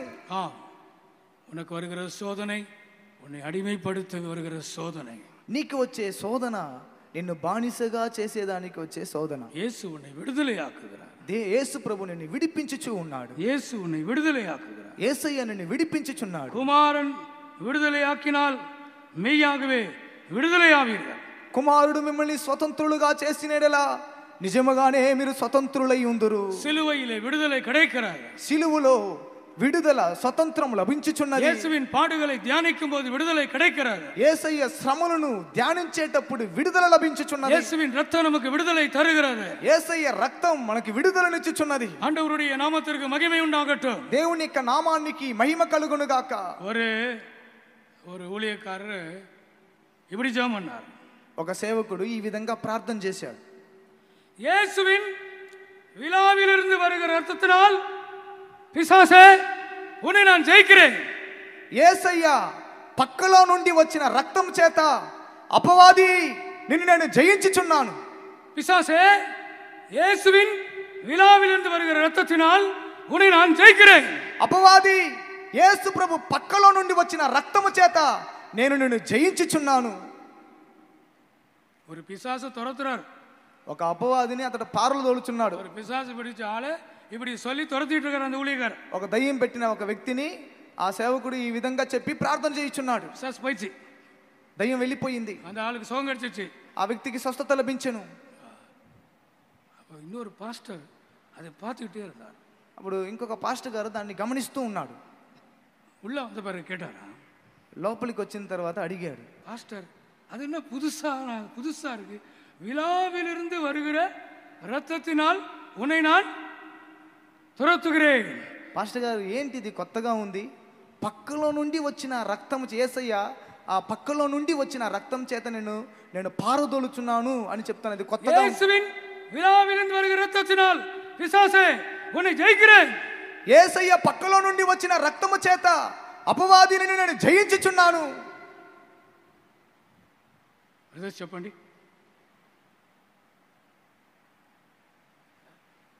చెప్పండి.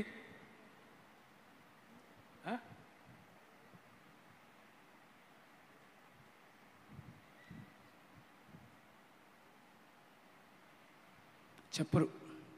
మీరందరూ ఉన్నారు కదా, నా రూమ్లో వచ్చి సీక్రెట్గా చెప్తారు, ఆండవరుడి నామத்திற்கு మహిమ ఉండవటం, దేవుని యొక్క నామానికి మహిమ కలుగును గాక. నేనే చెప్తాను, నేనే చెప్పగలను. அப்போ அந்த ஊழியக்காரர் சொன்னாரா, ఆ సేవకుడు చెప్పాడట,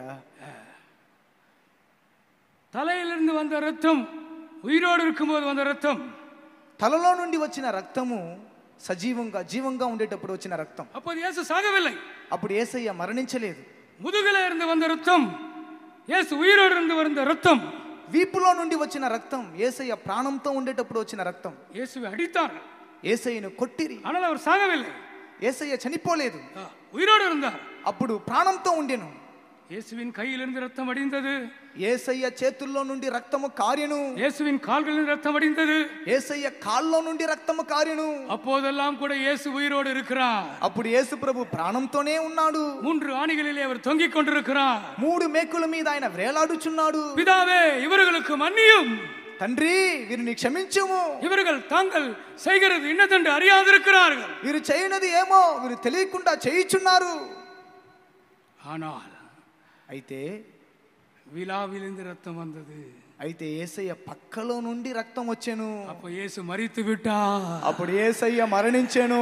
இயேசுவின் மரணம், యేసయ్య మరణము, அதிலே ஜெயம் உண்டு, దానిలో జయమున్నది. ஒரு புதிய வெளிப்படுத்தல். అది ఒక కొత్త ప్రకటన. எனக்கு கூட அது புதுசா தான் இருக்கு. నాకు కూడా అది కొత్తగానే ఉంది. நான் எல்லாமே ஒண்ணுதான் நினைச்சிட்டு இருந்தேன். నేను అన్ని ఒకటే అనుకున్నాను. மற்ற எல்லா ரத்தமும் இயேசு உயிரோடு இருக்கும்போது சிந்தின ரத்தம். మిగి కార్చిన రక్తం అంతా యేసయ్య ప్రాణంతో ఉన్నప్పుడు కార్చిన రక్తం. இந்த விலாவில இருந்து வந்த ரத்தம், అయితే ప్రక్కలో నుండి వచ్చిన రక్తము, இதற்கு அதைவிட பெரிய சக்தி இருக்கிறது. దీనికి దానికంటే భయంకరమైన శక్తి ఉన్నది. ஏனென்றால் இயேசு இப்போது மரித்து விட்டார். ఎందుకంటే యేసయ్య ఇప్పుడు మరణించింది. விலாவில் இருந்து வந்த ரத்தம் இயேசு மரித்த பிறகு வந்த ரத்தம். ప్రక్కలో నుండి వచ్చిన రక్తం యేసయ్య మరణించిన తరువాత వచ్చిన రక్తం. உங்க அப்பா உங்களுக்கு எழுதி வைத்திருக்கிற சொத்தெல்லாம் எப்ப கிடைக்கும்? మీ తండ్రి మీకు రాసి పెట్టిన ఆస్తి అంతా మీకు ఎప్పుడు సొంతమగును? ఎప్పుడు సొంతమవుతుంది? ఆ తండ్రి చనిపోవాలి. చనిపోయిన తర్వాతే దానికి విలువ, దానికి విలువ. ప్రాణంతో ఉన్న వరకు నీదే, ఆ ఆస్తి అంతా నీదే, తండ్రి ఆస్తి అంతా నీదే. ఆయన ఉన్నాడు, ఆ హోటల్ నీదే, ఆ ఫ్లాట్స్ నీదే, ఆ కారు నీదే, ఆ బ్యాంకులో ఉన్న అకౌంట్ నీదే. అయినా డ్రా చేయాలంటే నీ డాడీ సంతకం కావాలి. అయినా డాడీ చనిపోయిన తర్వాత డాడీ సంతకం అవసరం లేదు. నేను వెళ్ళవచ్చు, నేను ఆయన పుత్రుడు, నేను ఆయన కొడుకు, నేనే తీసుకోవచ్చు. அப்பா மரிக்கும் போது మగనుకు ఇన్నం పెరియ బలం ఉండాగరా. తండ్రి చనిపోయేటప్పుడు కుమారునికి ఇంకా ఎక్కువ బలం కలుగుచున్నది. యేసు ఉయిరోడు இருக்கும்போது రక్తం సిందినది ఉண்மைதான். యేసయ్య ప్రాణంతో ఉన్నప్పుడు రక్తం కార్చినది నిజమే. యేసు మరిத்த பிறகு அவர் சிந்தின ரத்தத்திற்கு இன்னும் பவர் அதிகமாக இருக்கிறது. యేసయ్య మరణించిన తరువాత ఆయన కార్చిన రక్తమునకు ఇంకా శక్తి ఎక్కువగా ఉంటున్నది. యేసుவின் மரணம் உன்னை விடுதலையாக்க முடியும். యేసయ్య మరణం నిన్ను విడిపించగలదు. యేసుவின் ரத்தம் உன்னை விடுதலையாக்க முடியும். యేసయ్య రక్తం నిన్ను విడిపించగలదు. యేసుவின் మరణத்துக்காய் కరంగళ ఉయర్తి స్తోత్రం பண்ணலாமா? యేసయ్య మరణం కొరకు చేతులు పైకెత్తి స్తోత్రించెదము. Thank you Lord. యేసుவே, உம்முடைய மரணத்திற்காக ஸ்தோத்திரம். సిలువైలే நீர் మరితబడినాల్ స్తోత్రం. కల్వరి సిలువలో నా కొరకు, అయ్యా అందరి కొరకు, ప్రతి ఒక్కరు కొరకు మరణించి ఉన్నారయ్యా. స్తోత్రం తండ్రి, స్తోత్రం తండ్రి. ఆ మరణం ద్వారా విడుదల, విడుదల, విడుదల, విడుదల. ఆమేన్. இந்த ராத்திரியிலே இயேசுவின் இரத்தத்தை பற்றி நான் பேசிக் கொண்டிருக்கிறேன். ఈ రాత్రి యేసయ్య రక్తము గురించి నేను మాట్లాడుచున్నాను. இந்த இரவிலே இயேசுவின் மரணத்தை பற்றி நான் பேசிக் கொண்டிருக்கிறேன். ఈ రాత్రి సమయము యేసయ్య మరణమును గురించి నేను మాట్లాడుచున్నాను. ஆம், நீங்கள் விசுவாசித்தால் உங்கள் அடிமைப்படுத்தி வைத்திருக்கிற எந்த வல்லமையிலிருந்தும் நீங்கள் விடுதலை ஆவீர்கள். అవును, మీరు విశ్వసించినట్లయితే మిమ్మల్ని బానిసగా చేసిన ఎలాంటి శక్తిలో నుండైనా మీరు విడుదలను పొందగలరు. ஒரு நாள் ஒரு வாலிபர் கூட்டம் நடத்தி கொண்டிருந்தேன். ఒకరోజు ఒక యవ్వనస్తుల కూటం నడిపించుచూ ఉంటిని. அப்போ நான் சொன்னேன், வீடியோ கேம்ஸ் அடிமையாக இருக்கவங்களாம் எழும்பி நில்லுங்கள் என்று சொன்னேன். అప్పుడు నేను చెప్పితేని వీడియో గేమ్స్కు బానిసగా ఉన్న వారందరూ లేచి నిలబడమని చెప్పితేని. கொஞ்சம் வாலிபர்கள் எழும்பி நின்றார்கள். కొంతమంది యవ్వనస్తులు లేచి నిలబడిరి. நான் சொன்னேன், இப்பொழுது உங்களுக்காக நான் ஜெபிக்க போகிறேன் என்று சொன்னேன். అప్పుడు నేను చెప్పితేని, ఇప్పుడు నేను మీ కొరకు నేను ప్రార్థన చేయబోచున్నాను. எழும்பி நிற்கிற உங்களுக்காக நாங்கள் ஜெபிக்க போகிறோம். లేచి నిలబడే మీ కొరకు మేము ప్రార్థన చేయబోచున్నాం. உன் படிப்பு பாதிக்கப்பட்டிருக்கிறது, నీ చదువు బాధింపబడిను. உன்னுடைய ஃபியூச்சர் பாதிக்கப்பட்டிருக்கிறது, నీ యొక్క ఫ్యూచర్ బాధింపబడిను. நீ சரியா சாப்பிடுகிறது இல்லை, నువ్వు సరిగా భోజనం చేయటం நீ లేదు, சரியா தூங்குகிறது இல்லை, సరిగా నిద్రపోవటం లేదు. அந்த வீடியோ கேம்ஸ்க்கு நீ அடிமையா இருக்கிறாய், నువ్వు వీడియో గేమ్స్ కు బానిసగా ఉంటున్నావు. உனக்கு விடுதலை தரும்படியா நாங்கள் ஜெபிக்க போகிறோம் என்று சொன்னோம். మీ విడుదల కొరకు మేము ప్రార్థన చేయబోచున్నామని చెప్పితిమి. எல்லாரும் நாங்கள் சேர்ந்து ஜெபித்தோம். అందరూ మేము చేరి ప్రార్థన చేసితిమి. கூட்டம் முடிந்து விட்டது. కూటం ముగింపబడిన என்னுடைய ரூமுக்கு போனேன். ఆ రూమ్ కి వెళ్ళి తిని உடனே ஒரு ஃபோன் வந்தது. వెంటనే నాకు ఒక ఫోన్ వచ్చింది. பாஸ்டர், எங்களுடைய மகன் மாறிவிட்டான் பாஸ்டர். పాస్టర్ గారండి, నా కుమారుడు మారిపోయాడు. என்ன ஆச்சுன்னு கேட்டேன். ఏం జరిగిందని అడిగి తిని, எப்ப பார்த்தாலும் மொபைல்ல வீடியோ கேம்ஸ்ல இருப்பான் பாஸ்டர். ఎప్పుడు చూసినా మొబైల్లో వీడియో గేమ్స్ ఆడుకుంటా ఉంటాడు పాస్టర్ గారు. இந்த கூட்டத்திற்கு பிறகு, ఈ కూటము తరువాత அவன் மாறிவிட்டான். అతడు మారిపోయాను. நான் நம்பவில்லை, నేను నమ్మలేదు. நான் சொன்னேன், அவனை அனுப்புங்கள், நான் அவனை பார்க்க வேண்டும் என்று சொன்னேன். నేను చెప్పాను, అతన్ని పంపించండి, నేను అతన్ని చూడాలి. அவன் வந்தான். అతడు వచ్చాడు. நான் கேட்டேன், உண்மையா அவர்கள் சொல்லுகிறது உண்மையா? నేను అడిగాను, నిజమే వాళ్ళు చెప్పేది నిజమేనా అని అడిగాను. நான் అడిமையா இருந்தேன், இயேசு என்னை விடுதலை ஆக்கினா. అవును, నేను బానిసగా ఉంటిని, యేసయ్య నన్ను విడిపించెను. ஒரே மாதத்திலே அவனுக்கு வேலை கிடைத்தது. ఆ నెలలోనే అతనికి ఉద్యోగం దొరికెను. ஒரே மாதத்திலே அவனுக்கு கல்யாணமானது. అదే నెలలోనే అతనికి వివాహం జరిగెను. நான் ஆச்சரியமாய் பார்த்து கொண்டிருந்தேன். నేను ఆశ్చర్యంగా చూచి తిని, ஒரு మనిషిని தேவன் எப்படி விடுதலை ஆக்குகிறார், ఒక మనుషుణ్ణి దేవుడు ఏ విధంగా విడిపించుచున్నాడు. அவன் விடுதலை ஆக்கப்படும்போது அவன் எவ்விதமாய் ஆசీర్వదిக்கப்படுகிறான். అతడు విడిపింపబడేటప్పుడు ఏ విధంగా అతడు ఆశీర్వదింపబడుచున్నాడు. விடுதலை ஆக்கப்படும் வரைக்கும் இயேசு உன்னை ஆசீர்வதிக்க முடியாது. నువ్వు విడిపింపబడే వరకు యేసయ్య నిన్ను ఆశీర్వదించలేడు. வாலிப సహోదరనే, సహోదరియే, యవ్వన సహోదరి సహోదరుడా, நீ விடுதலை ஆக்கப்பட வேண்டும். నువ్వు విడుదల పొందవలెను. அப்படியானால் நீ ஆசீர்வதிக்கப்படுவாய். అలాగైతే నువ్వు ఆశీర్వదింపబడుదువు. சிலுவையை நோக்கி பார், సిలువను తేరి చూడుము. இயேசுவின் ரத்தத்தை நோக்கி பார். యేసయ్య రక్తమును తేరి చూడుము. இயேசுவின் ரத்தம் உன்னை விடுதலையாக்கும். అవును, యేసయ్య రక్తం నిన్ను విడిపించును. உயிர்ப்பிக்கிற வல்லமை உங்களை விடுதலையாக்கும். పునరుద్ధాన శక్తి నిన్ను విడిపించును. வியாதிக்கு நீங்கள் அடிமையா இருக்கிறீர்களா? వ్యాధికి మీరు దాసులై ఉంటున్నారా? வியாதிக்கு நீங்கள் அடிமையா இருக்கிறீர்களா? వ్యాధికి మీరు బానిసగా ఉంటున్నారా? இயேசு உங்களை விடுதலையாக்குவார். యేసయ్య మిమ్మల్ని విడిపించుదురు. எந்த வியாதியும் இயேசு உங்களை விடுதலையாக்குவார். ఎలాంటి వ్యాధిలో నుండైనా యేసయ్యను మిమ్మల్ని విడిపించగలడు. உயிர்ப்பிக்கிற வல்லமை நம்முடைய நடுவில் இருக்கிறது. పునరుద్ధాన శక్తి మన మధ్యలో ఉంటున్నది. கிறிஸ்துவை மரித்தோரில் எழுப்பின வல்லமை, క్రీస్తుని మృతుల్లో నుండి లేపిన వాణ్ణి శక్తి, உங்களை குணமாக்கும் வல்லமை, మిమ్మల్ని స్వస్థపరిచే శక్తి. எத்தனை பேர் வியாதியிலிருந்து நீங்கள் அந்த அடிமைத்தனத்தை வெளியே வர வேண்டும் என்று விரும்புகிறீர்கள்? ఎంతమంది వ్యాధి అనే దాసత్వం నుండి బయటికి రాగోరుచున్నారు?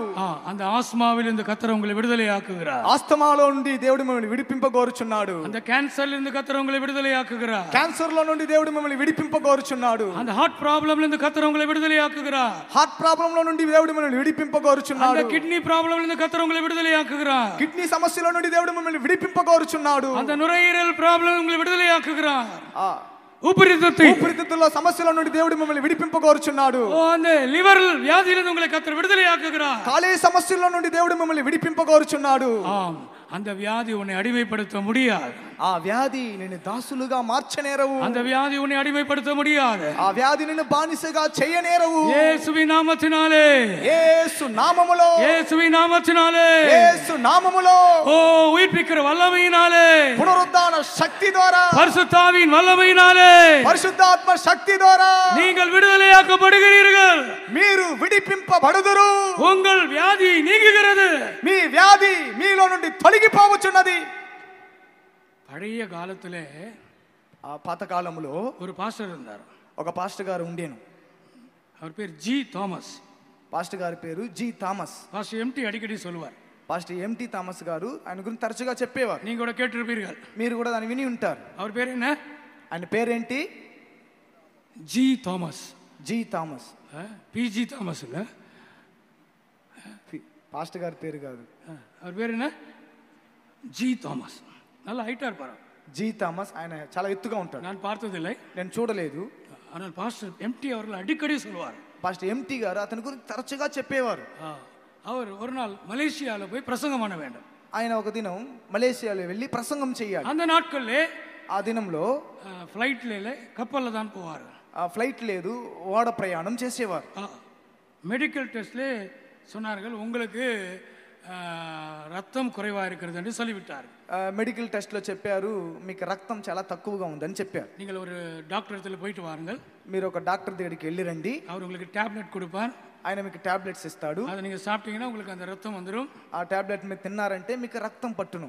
சரி சரின்னு சொல்லி அவர் பாஸ்டர் ஜி தாமஸ் கேட்டு வந்துட்டார். సరే సరే అని చెప్పి పాస్టర్ జి థామస్ గారు అని విని వచ్చారు. ஒரு செம்பு நிறைய தண்ணீர் எடுத்துக்கொண்டார்.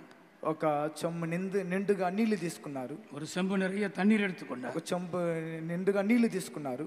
3 நாள் உபவாசம் எடுத்தார். 3 రోజులు ఉపవాసం ఉండాను. 3 நாள் உபவாசம், 3 దినములు ఉపవాసం. அப்புறமா 3வது நாள் அந்த செம்பு தண்ணி குடிச்சிட்டார். 3వ దినం చెంబు నీళ్ళు అలాగే తాగిను. இப்போ மெடிக்கல் டெஸ்ட் போக வேண்டும். ఇప్పుడు అతను మెడికల్ టెస్ట్కి వెళ్ళాలి. போன டாக்டர் சொல்றார், பயங்கரமா இருக்கு, ரத்தம் ஏறி இருக்கு அப்படின்னாரு. డాక్టర్ చెప్పారు, భయంకరంగా రక్తం చాలా బాగా పట్టిందని చెప్పారు. நீங்க எந்த டாக்டர் போனீர்கள்? మీరు ఏ డాక్టర్ దగ్గరికి వెళ్ళితిరి? நீங்க என்ன மருந்து சாப்பிட்டீர்கள்? మీరు ఏ మందు తిన్నారు? சொன்னார், நான் ஒரு பாஸ்டர்.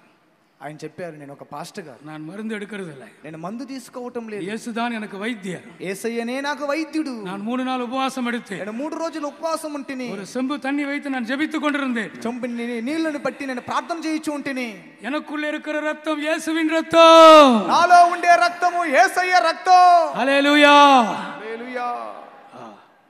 பிரியமானவர்களே, வியாதிக்கு அடிமையா இருக்கிறவர்களோடு நான் பேசிக் கொண்டிருக்கிறேன். ప్రియమైన వారలారా, వ్యాధికి బానిసగా ఉన్న వారిని గురించి నేను మాట్లాడుచున్నాను. బలహీనத்திலே அடிமையா இருக்கிறவர்களோடு நான் பேசிக் கொண்டிருக்கிறேன். బలహీనంలో బానిసగా ఉన్న వారి గురించి మాట్లాడుచున్నాను. உன் பஞ்சத்தை அவர் மாற்றுகிறார். నీ కరువుని ఆయన మార్చుచున్నాడు. இனி நீ அடிமை அல்ல. ఇక నువ్వు దాసులు కాదు. எந்த வியாதியை உன்னை அடிமைப்படுத்த முடியாது. ఏ వ్యాధి నిన్ను దాసునిగా చేయనేరవు. உயிர்ப்பிக்கிற வல்லமையினால் நீ சுகமாகிறாய். పునరుద్ధాన శక్తి ద్వారా నువ్వు స్వస్థత పొందుచున్నావు. ஆவியானவர் இங்கே உலாவுகிறார். ఆత్మదేవుడు ఇక్కడ సంచరించుచున్నాడు. ஆமென். இன்னொரு விஷயத்தையும் கூட இந்த பஞ்சத்தை பற்றி சொல்லிவிட்டு நான் முடிக்கிறேன். ఇంకొక విషయం కూడా ఈ కరువును గురించి చెప్పి నేను ముగించుచున్నాను.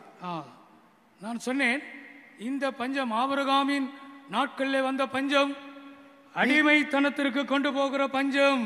నేను చెప్పితేని ఈ కరువు అబ్రహాము దినంలో వచ్చిన కరువు, ఇది మనని బానిసత్వమునకు దాసత్వమునకు తీసుకుని వెళ్ళే కరువు. இன்னொன்றையும் நான் இந்த விஷயத்தில் இந்த நேரத்திலே சொல்ல விரும்புகிறேன். ఇంకొక కార్యాన్ని కూడా ఈ సందర్భంలో నేను చెప్పకోరుచున్నాను. இந்த பஞ்சம் உன்னை அழிக்கும்படியாய் வருகிற பஞ்சம். ఈ కరువు నిన్ను నశింపజేసేదానికి వచ్చే కరువు. ஆண்டவருடைய நாமத்திற்கு மகிமை உண்டாவதாக. దేవుని యొక్క నామానికి మహిమ కలుగును గాక. பஞ்சம் வந்தா ஆபிரகாம் அழிந்து விடுவார். కరువు వస్తే అబ్రహాము నశించిపోతాడు. ஆபிரகாம் மூலமா தான் கிறிஸ்து வர வேண்டும். అబ్రహాము ద్వారానే క్రీస్తు రావాలని. ஆதாம் தோற்றுவிட்டான்.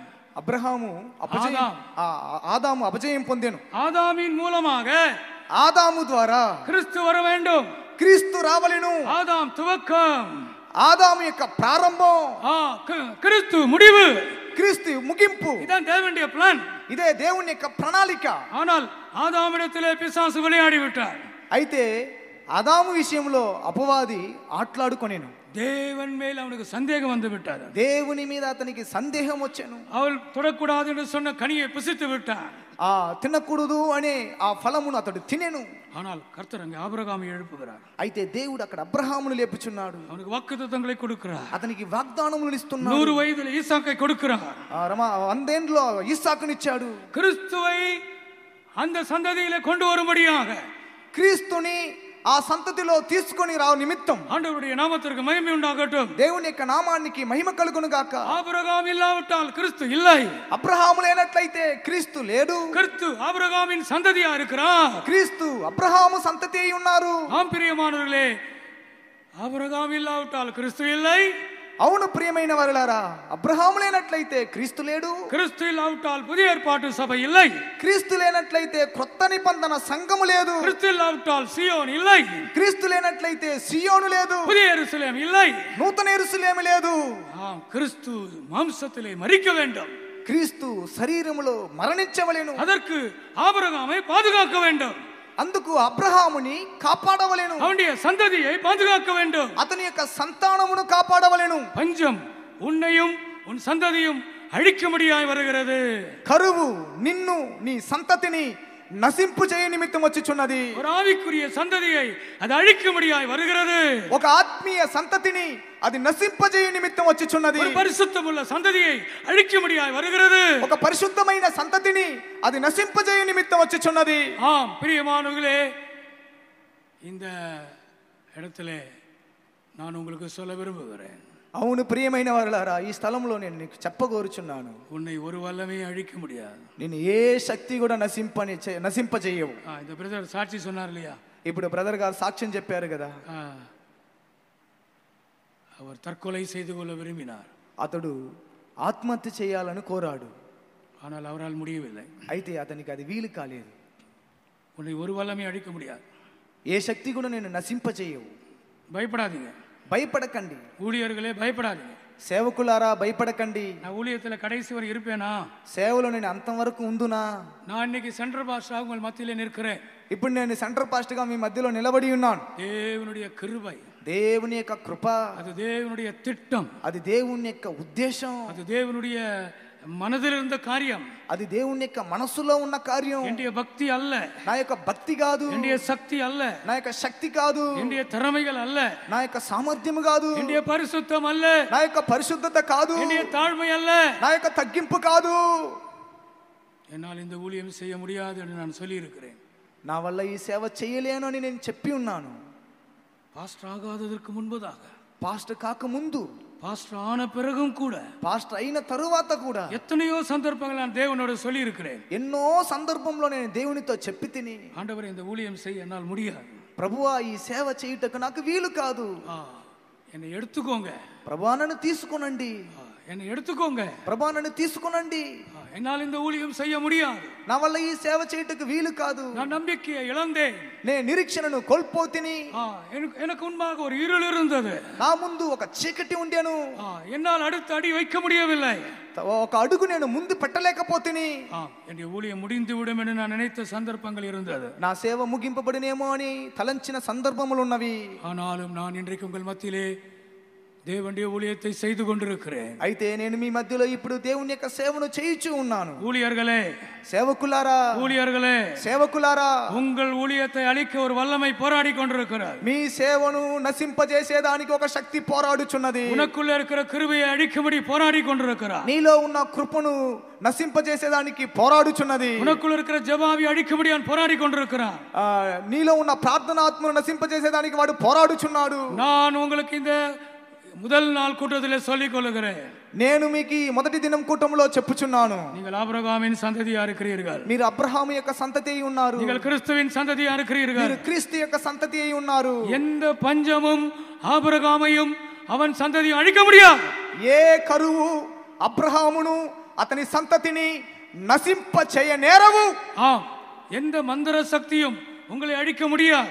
ఏ మాంత్రిక శక్తి నేను నశింప చేయనేరవు. విజయవాడ வந்தபோது, విజయవాడ వచ్చిన తర్వాత எனக்கு நிறைய ஃபோன் வந்துச்சு. నాకు అనేక ఫోన్, நான் இப்போ வந்து 3 வருஷம் ஆயிடுச்சு. నేను ఇక్కడ వచ్చి 3 సంవత్సరములు అయ్యాను. இந்த ஜூன் மாதம் வந்தா 3 வருஷங்கள் எனக்கு முடிவடைகிறது. జూన్ నెల వచ్చిన తర్వాత 3 సంవత్సరములు అది పూర్తి అయ్యింది. நான் విజయవాడ வந்து 3 வருஷம் முடிகிறது. విజయవాడ వచ్చి 3 సంవత్సరములు పూర్తి. அந்த புதியதிலே నేను వచ్చిన కొత్తలో ఫోన్ వచ్చింది.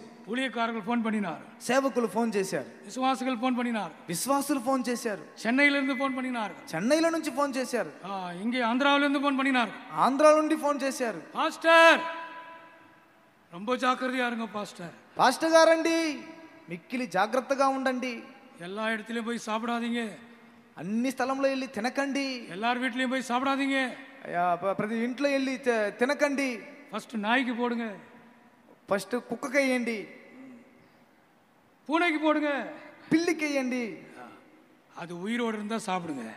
అది ప్రాణంతో ఉంటే తినండి. அது செத்து போச்சுன்னா நீங்கள் சாப்பிடாதீங்க. అది చనిపోతే దాన్ని తినకండి. என்னை பயமுறுத்தினார்கள். భయపెట్టిరి. நான் பயப்படவில்லை. నేను భయపడలేదు. சாகிறதுக்கு தானே வந்தோம். చనిపోవడానికే కదా వచ్చితిమి. எங்கள் అమ్மா ఆంధ్రాలో தான் செத்தார்கள். మా తల్లి గారు ఆంధ్రాలోనే చనిపోయే ప్రభుని నిద్రించారు. ஆமாம், தர்கா மெட்டாலே அவருடைய கல்லறை இருக்கிறார். దర్గా మెట్టలో ఆమె సమాధి తోట ఉంది. என்னுடைய தாய் அங்கே பெரியக்காவாக ஊழியம் செய்து அங்கு அடக்கம் பண்ணப்பட்டார். మా తల్లి గారు పెద్దక్కగా అక్కడ సేవ చేసి అక్కడ భూస్థాపన చేయబడిరు. ఆంధ్రాவிலே మరిக்கிறதுக்கு நான் சந்தோஷமா இருக்கிறேன். ఆంధ్రాలో చనిపోవుటకు నాకు సంతోషంగా ఉన్నాను. ஊழியத்திலே மரிக்கிறதுக்கு நான் சந்தோஷமா இருக்கிறேன். సేవలో మరణించేదానికి నేను సంతోషంగా ఉన్నాను. எந்த மந்திர சக்திகளும் உங்களை அழிக்க முடியாது. ఏ మాంత్రిక శక్తి నిన్ను నశింపచేయనేరవు. மந்திரவாதிகளுக்கு பயப்படாதிருங்கள். మాంత్రికులకు భయపడకండి. எலுமிச்சம் பழத்துக்கு பயப்படாதிருங்கள். నిమ్మ పండుకి భయపడకండి. தேங்காய்க்கு பயப்படாதிருங்கள். కొబ్బరికాయ భయపడకండి. பூசணிக்காய்க்கு பயப்படாதிருங்கள். గుమ్మడికాయకి భయపడకండి. நான் பயப்பட மாட்டேன்னு சொல்றவங்க ஒரு ஹல்லேலூயா சொல்லுங்க. నేను భయపడనని చెప్పేవారు హల్లెలూయా చెప్పండి. ఇంటి ముందు ఒక నిమ్మకాయ పెడితే చాలు నీ హల్లెలూయా అంతా పోతుంది. దొంగ హల్లెలూయా. ఒక నిమ్మకాయ చాలు, చూడంగానే అయిపోతావు. జ్వరం వచ్చేస్తుంది. பயப்படாதிருங்கள். భయపడకండి. உன்னை எந்த வல்லமை அழிக்க முடியாது. ఏ శక్తి కూడా నేను నశింపజేయనేరవు. ஆம் ஊழியர்களே, உங்களை எந்த வல்லமை அழிக்க முடியாது. అవును సేవకులారా, ఏ శక్తి కూడా మిమ్మల్ని నశింపజేయవు. ஆபிரகாமை அழிக்க முடியாது அந்த பஞ்சம் வந்தது. అబ్రహామును నశింపజేయ నిమిత్తమా కరువు వచ్చెను. அவன் சந்ததி அழிக்க முடியாது அந்த பஞ்சம் வந்தது. అతని సంతతిని నశింపజేయ నిమిత్తమా కరువు వచ్చెను. ஆம் பிரியமானவர்களே, அந்த எகிப்திலே அந்த பஞ்சம் வந்தது. అవును ప్రియమైన వారులారా, ఐగుప్తులో ఆ కరువు వచ్చెను. யோசேப்பினால் அவர்கள் காப்பாற்றப்பட்டார்கள். యోసేపు ద్వారా వారు కాపాడబడిరి. அந்த 70 பேர் பாதுகாக்கப்பட்டார்கள். ఆ 70 మంది కాపాడబడిరి. தேவனுடைய நோக்கத்திலே மாற்றம் இல்லை. ఉద్దేశం ఉన్నది. வாலிபர்களே, యవనస్తులారా, உங்களை குறித்து தேவனுக்கு ஒரு நோக்கம் இருக்கிறது. మీ గురించి దేవునికి ఒక ఉద్దేశం ఉన్నది. தேவனுடைய ஜனங்களே, దేవుని జనులారా, உங்களை குறித்து தேவனுக்கு ஒரு நோக்கம் இருக்கிறது. మీ గురించి దేవునికి ఒక ఉద్దేశం ఉంటున్నది. நாம் எல்லாரும் எழும்பி நிற்போமா? మనమందరూ లేచి నిలబడదుము. దయచేసి అందరూ లేచి నిలబడండి. దయచేసి நம்ம எல்லாரும் எழும்பி நிற்போமா? మనమందరూ లేచి నిలబడదుము. சில நிமிடங்கள் இந்த கூட்டத்தை நான் முடிக்க போகிறேன். కొన్ని నిమిషంలో ఈ కూటాన్ని నేను ముగించబోచున్నాను. எந்த வல்லமையும் உன்னை அழிக்க முடியாது. ఏ శక్తి కూడా నిన్ను నశింపజేయవు. எந்த மனிதனும் உன்னை அழிக்க முடியாது. ఏ మనుషుడు కూడా నిన్ను నశింపజేయ నేరడు. எந்த பிசாசும் உன்னை அழிக்க முடியாது. ఏ అపవాది నిన్ను నశింపజేయ నేరడు. ஊழியர்களே, எந்த வல்லமையும் உங்கள் ஊழியத்தை அழிக்க முடியாது. సేవకులారా, ఏ శక్తి కూడా నీ సేవను నశింపజేయవు. வாலிபர்களே, యవనస్తులారా, உங்களை எந்த வல்லமையும் அழிக்க முடியாது. ఏ శక్తి కూడా మిమ్మల్ని నశింపజేయనేరవు. உங்களுக்கு ஒரு நல்ல எதிர்காலம் இருக்கிறது. మీకు మంచి ఒక భవిష్యత్తు ఉన్నది. பிரகாசமான எதிர்காலம் இருக்கிறது. ప్రకాశమైన ఒక భవిష్యత్తు ఉంటున్నది. ஆம், எத்தனை பேர் விசுவாசிக்கிறீர்கள்? ఎంతమంది విశ్వసించుచున్నారు? கர்த்தருடைய கரத்திலே நாம் ஒப்பு கொடுப்போமா? దేవుని చేతిలో మనం సమర్పించుదము. ஆம், கர்த்தர் உங்களை ஆசீர்வதிக்கிறார். దేవుడు మిమ్మల్ని ఆశీర్వదించుదురు. ஒரு அபிஷேகத்திற்காக நாம் ஒப்பு கொடுப்போம். ఒక అభిషేకం కొరకు సమర్పించుదము. ஆண்டவரே, அபிஷேகம் என்று சொல்லுவோமா? ప్రభువా, నన్ను అభిషేకించమని చెప్పుదము. ஆண்டவரே, எனக்கு விரோதமான வல்லமைகளை அழித்தபடியால் ஸ்தோத்திரம் என்று சொல்லுங்கள். ప్రభువా, నాకు విరోధమైన శక్తులను నశింపజేసినందుకు కొరకై స్తోత్రములని చెప్పండి. குடும்பத்துக்கு விரோதமான வல்லமைகள் அழிக்கப்படுகிறது. కుటుంబమునకు విరోధమైన శక్తులు నశింపజేయబడుచున్నవి. உன் பிள்ளைகளுக்கு விரோதமான வல்லமைகள் அழிக்கப்படுகிறது. మీ పిల్లలకు విరోధమైన శక్తులు నశింపజేయబడుచున్నవి. மந்திர சக்திகள் அழிக்கப்படுகிறது. మాంత్రిక శక్తులు నశింపజేయబడుచున్నవి. பிசாசின் வல்லமைகள் அழிக்கப்படுகிறது. అపవాది శక్తులు నశింపజేయబడుచున్నవి. இயேசுவின் நாமத்திலே, యేసు నామములో, இயேசுவின் நாமத்திலே, యేసు నామములో இந்த பஞ்சம் உன்னை அழிக்க முடியாது. ఈ కరువు నిన్ను నశింపజేయవు. இந்த பஞ்சம் உன்னை அழிக்க முடியாது. ఈ కరువు నిన్ను నశింపజేయనేరవు. ஆபிரகாமை பாதுகாத்தது போல, అబ్రహామును కాపాడినట్లుగా, அந்த சந்ததியை பாதுகாத்தது போல, ఆ సంతతిని కాపాడినట్లుగా உன்னை உன் குடும்பத்தையும் கர்த்தர் பாதுகாப்பார். నిన్నును నీ కుటుంబాన్ని దేవుడు కాపాడుదురు. உன்னை உன் சபையும் கர்த்தர் பாதுகாப்பார். నిన్నును నీ సంఘమును దేవుడు కాపాడుదురు. உன்னை உன் ஊழியத்தையும் கர்த்தர் பாதுகாப்பார். నిన్నును నీ సేవను కాపాడుదురు. ஹல்லேலூயா, ஹல்லேலூயா, ஹல்லேலூயா, ஹல்லேலூயா, హల్లెలూయా ఆమేన్ హల్లెలూయా హల్లెలూయా రబకరబకతురబారియా రబారియా హల్లెలూయా రూపించిన ఈ విదాయుధమును వర్ధిల్లదు నీకు విరోధముగా రూపించిన ఈ విదాయుధమును వర్ధిల్లదు శత్రువులు మిత్రులుగా మారుదురు శత్రువులు మిత్రులుగా మారుదురు నీకు విరోధముగా రూపించిన ఈ విదాయుధమును వర్ధిల్లదు నీకు విరోధముగా రూపించిన ఈ విదాయుధమును వర్ధిల్లదు శత్రువులు మిత్రులుగా మారుదురు శత్రువులు మిత్రులుగా నీకు విరోధముగా రూపించిన ఈ విదాయుధమును వర్ధిల్లదు నీకు విరోధముగా రూపించిన ఈ విదాయుధమును వర్ధిల్లదు శత్రువులు శత్రువులు మిత్రులుగా మారుదురు నీకు విరోధముగా రూపించిన ఈ విదాయుధమును వర్ధిల్లదు నీకు విరోధముగా రూపించిన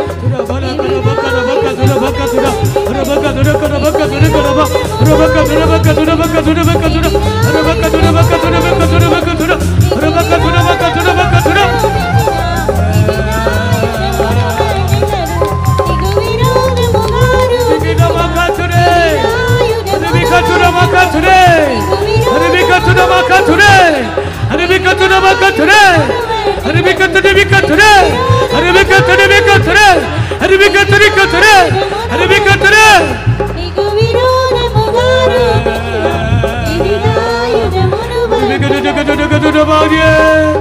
హల్లెలూయా హల్లెలూయా హల్లెలూయా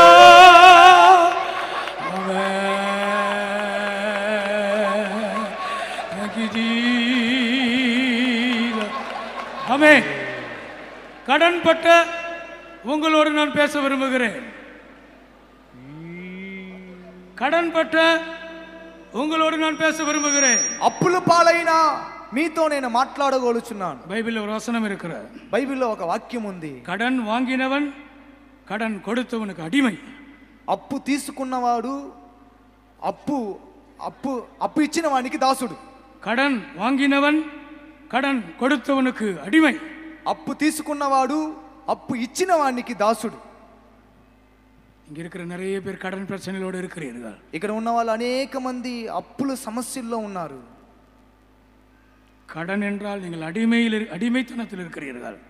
అప్పు ఉంటే మీరు బానిసత్వంలో ఉన్నారు. అబ్రహామిన్ పంచం అడిమైతనத்திற்கு கொண்டு போகிற పంచం. అబ్రహాము యొక్క కరువు దాసత్వంలోనికి తీసుకుని వెళ్ళే కరువు. இங்க இருக்கிற நீங்கள் கடன் பிரச்சனையிலிருந்து வெளியே வர வேண்டும் என்று நாங்கள் விரும்புகிறோம். ఇక్కడ ఉన్న మీరు అప్పుల సమస్యల నుండి బయటికి రావాలని మేము కోరుచున్నాం. இந்த ஸ்டேஜில் இருக்கிற ஊழியக்காரர்களுக்கு கடன் இல்லை. ఈ స్టేజిలో ఉన్న సేవకులకి అప్పు లేదు. இங்க இருக்கிற பிரதர்ஸ் பாஸ்டர்ஸ் கடன் இல்லை. ఇక్కడ ఉన్న బ్రదర్స్ పాస్టర్స్ కి అప్పులు లేదు. இங்க இருக்கிற சிஸ்டர்ஸ் அம்மச்சி பெரியக்கா இவங்களுக்கெல்லாம் கடன் இல்லை. ఇక్కడ ఉన్న సిస్టర్స్ పెద్దక్క అమ్మచ్చి గారికి అప్పు లేవు. ஊழியர்களாகிய நாங்கள் உங்களுக்கு ஜெபிக்க போகிறோம். సేవకులైన మేము మీ కొరకు ప్రార్థన చేయబోచున్నాం. ஊழியர்கள் உங்கள் கரங்களை பிடியுங்கள். సేవకులారా మీ చేతులని పట్టుకొనండి. பக்கத்தில் இருக்கிற ஊழியருடைய கரத்தை பிடித்துக் கொள்ளுங்கள். మీ పక్క ఉన్న సేవకుల చేతులు పట్టుకొనండి. இந்த முதல் கூட்டத்திலே ఈ మొదటి కూటమనందు நீ கடனுக்கு அடிமையா இருக்கிறாய். నువ్వు అప్పుకు దాసులుగా ఉన్నారు. యేసు உன்னை విడుదలయాக்குகிறார். యేసయ్య మిమ్మల్ని విడిపించుచున్నాడు. కుమారుని విడుదలయాకినార్. కుమారుడు మిమ్మల్ని స్వతంత్రులుగా చేసిన ఎడల நீ విడుదలయాக்கப்படுவாய். నువ్వు విడిపింపబడుదువు. உனக்கு విడుదల, నీకు విడుదల.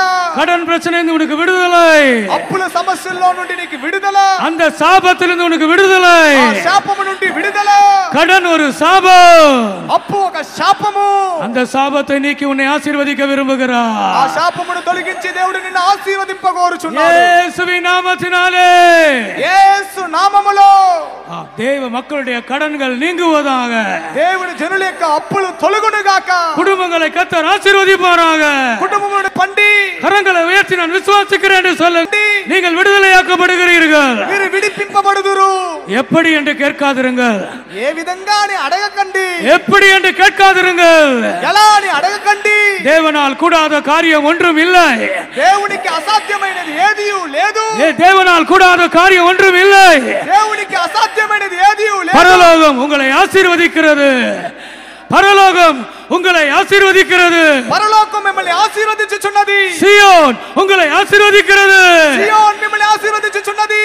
கடன் ஒரு சாபம். అప్పు ఒక శాపము. கடன் ஒரு அடிமைத்தனம். అప్పు ఒక బానిసత్వము. நீங்கள் అడిமைகள் அல்ல. మీరు బానిసలు కారు. இயேசு உங்களை விடுதலையாக்குகிறார். యేసయ్య మిమ్మల్ని విడిపించుచున్నాడు. இயேசு உங்களை ஆசீர்வதிக்கிறார். యేసయ్య మిమ్మల్ని ఆశీర్వదించుచున్నాడు.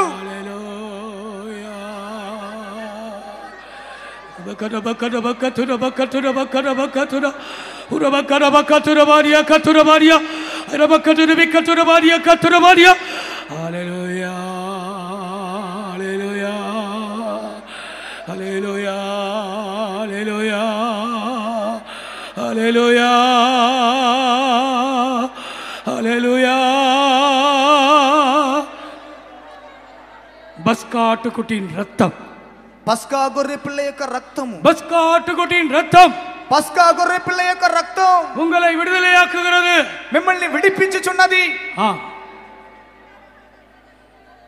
ஆண்டவர் அந்த பஸ்காவை புசிக்கும் போது சொன்னாராம், దేవుడు చెప్పాను, పస్కాను భుజించేటప్పుడు చెప్పాను, அந்த ரத்தத்தை உங்கள் நிலைக்கால்கள் வாசல்களிலே மேற்சட்டத்திலே நிலைக்கால்களே தெரியுங்கள். ఆ రక్తమును మీ యొక్క గుమ్మముల మీదను నిలువుట కమ్ముల మీదను దాన్ని ప్రోక్షించండి. அது மாத்திரமல்ல, అది మాత్రము కాదు, நீங்கள் உங்கள் அறையை கட்டிக்கொள்ளுங்கள். మీ నడుముని మీరు కట్టుకొనండి. நீங்கள் உங்கள் பாதரட்சியை உடுத்திக் கொள்ளுங்கள். మీ పాదరక్షలను మీరు తొడుగుకొనండి. அதுக்கப்புறம் சாப்பிடுங்க. దానికి తరువాత దాన్ని తినండి. அந்த ஆட்டுக்குட்டியின் மாம்சத்தை சாப்பிடுங்க. ఆ గొర్రె పిల్ల యొక్క మాంసమును తినండి. அந்த அந்த அந்த அந்த கீரையை சாப்பிடுங்கள். ఆ చేదు కూరను తినండి. அந்த அப்பத்தை சாப்பிடுங்கள். ఆ రొట్టెను తినండి. நல்ல ட்ரெஸ் பண்ணிட்டு சாப்பிட சொல்றார். మంచిగా డ్రెస్ చేసుకొని తినమన్నాడు. பெல்ட் கட்டிக்கொண்டு சாப்பிட சொல்றார். బెల్ట్ కట్టుకొని తినమన్నాడు. செருப்பு போட்டுக்கொண்டு சாப்பிட சொல்கிறார். చెప్పులు వేసుకొని తినమంటున్నాడు. அதன் அர்த்தம் என்ன தெரியுமா? దానికి అర్థం ఏంటో తెలుసా? அந்த ஆட்டுக்குட்டியின் மாம்சத்தை புசிக்கும் போது, ఆ గొర్రె పిల్ల యొక్క మాంసమును తినేటప్పుడు உனக்கு விடுதலை. నీకు విడుదల உடனே, వెంటనే. நாளைக்கு அல்ல, రేపు కాదు, அடுத்த மாதம் அல்ல, వచ్చే నెల కాదు, இப்பொழுதே. ఇప్పుడే. எத்தனை பேர் நம்புகிறீர்கள்? ఎంతమంది నమ్ముచున్నారు? இயேசுவின் ரத்தத்தை உரிமை பாராட்டுங்கள். యేసయ్య రక్తాన్ని హక్కు చూపించండి. இயேசுவின் ரத்தத்தை உரிமை பாராட்டுங்கள். యేసయ్య రక్తాన్ని హక్కు చూపించండి. இயேசுவின் மரணத்தை உரிமை பாராட்டுங்கள். యేసయ్య మరణమును హక్కు చూపించండి. அற்புதம் நாளைக்கல்ல, అద్భుతము రేపు కాదు, விடுதலை நாளைக்கல்ல, విడుదల రేపు కాదు, ஆசீர்வாதம் நாளைக்கல்ல, ఆశీర్వాదం రేపు కాదు, இன்றைக்கு, ఈ దినమే, இப்பொழுது, ఇప్పుడే, இந்த கூட்டத்திலே, ఈ కుటుంబనందే, இந்த ராத்திரியிலே, ఈ రాత్రి సమయమునందే ஆசீர்வாதங்களை பெற்றுக்கொள்ளுங்கள். ఆశీర్వాదమును పొందండి.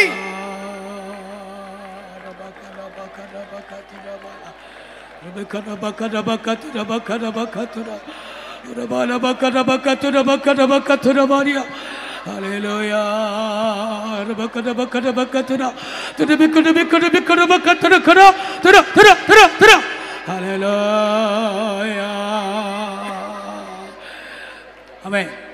இந்த இரவிலே கர்த்தர் உங்களை விடுதலை ஆக்கி இருக்கிறார். ఈ రాత్రి సమయం దేవుడు మిమ్మల్ని విడిపించి ఉన్నారు. ஆமென்.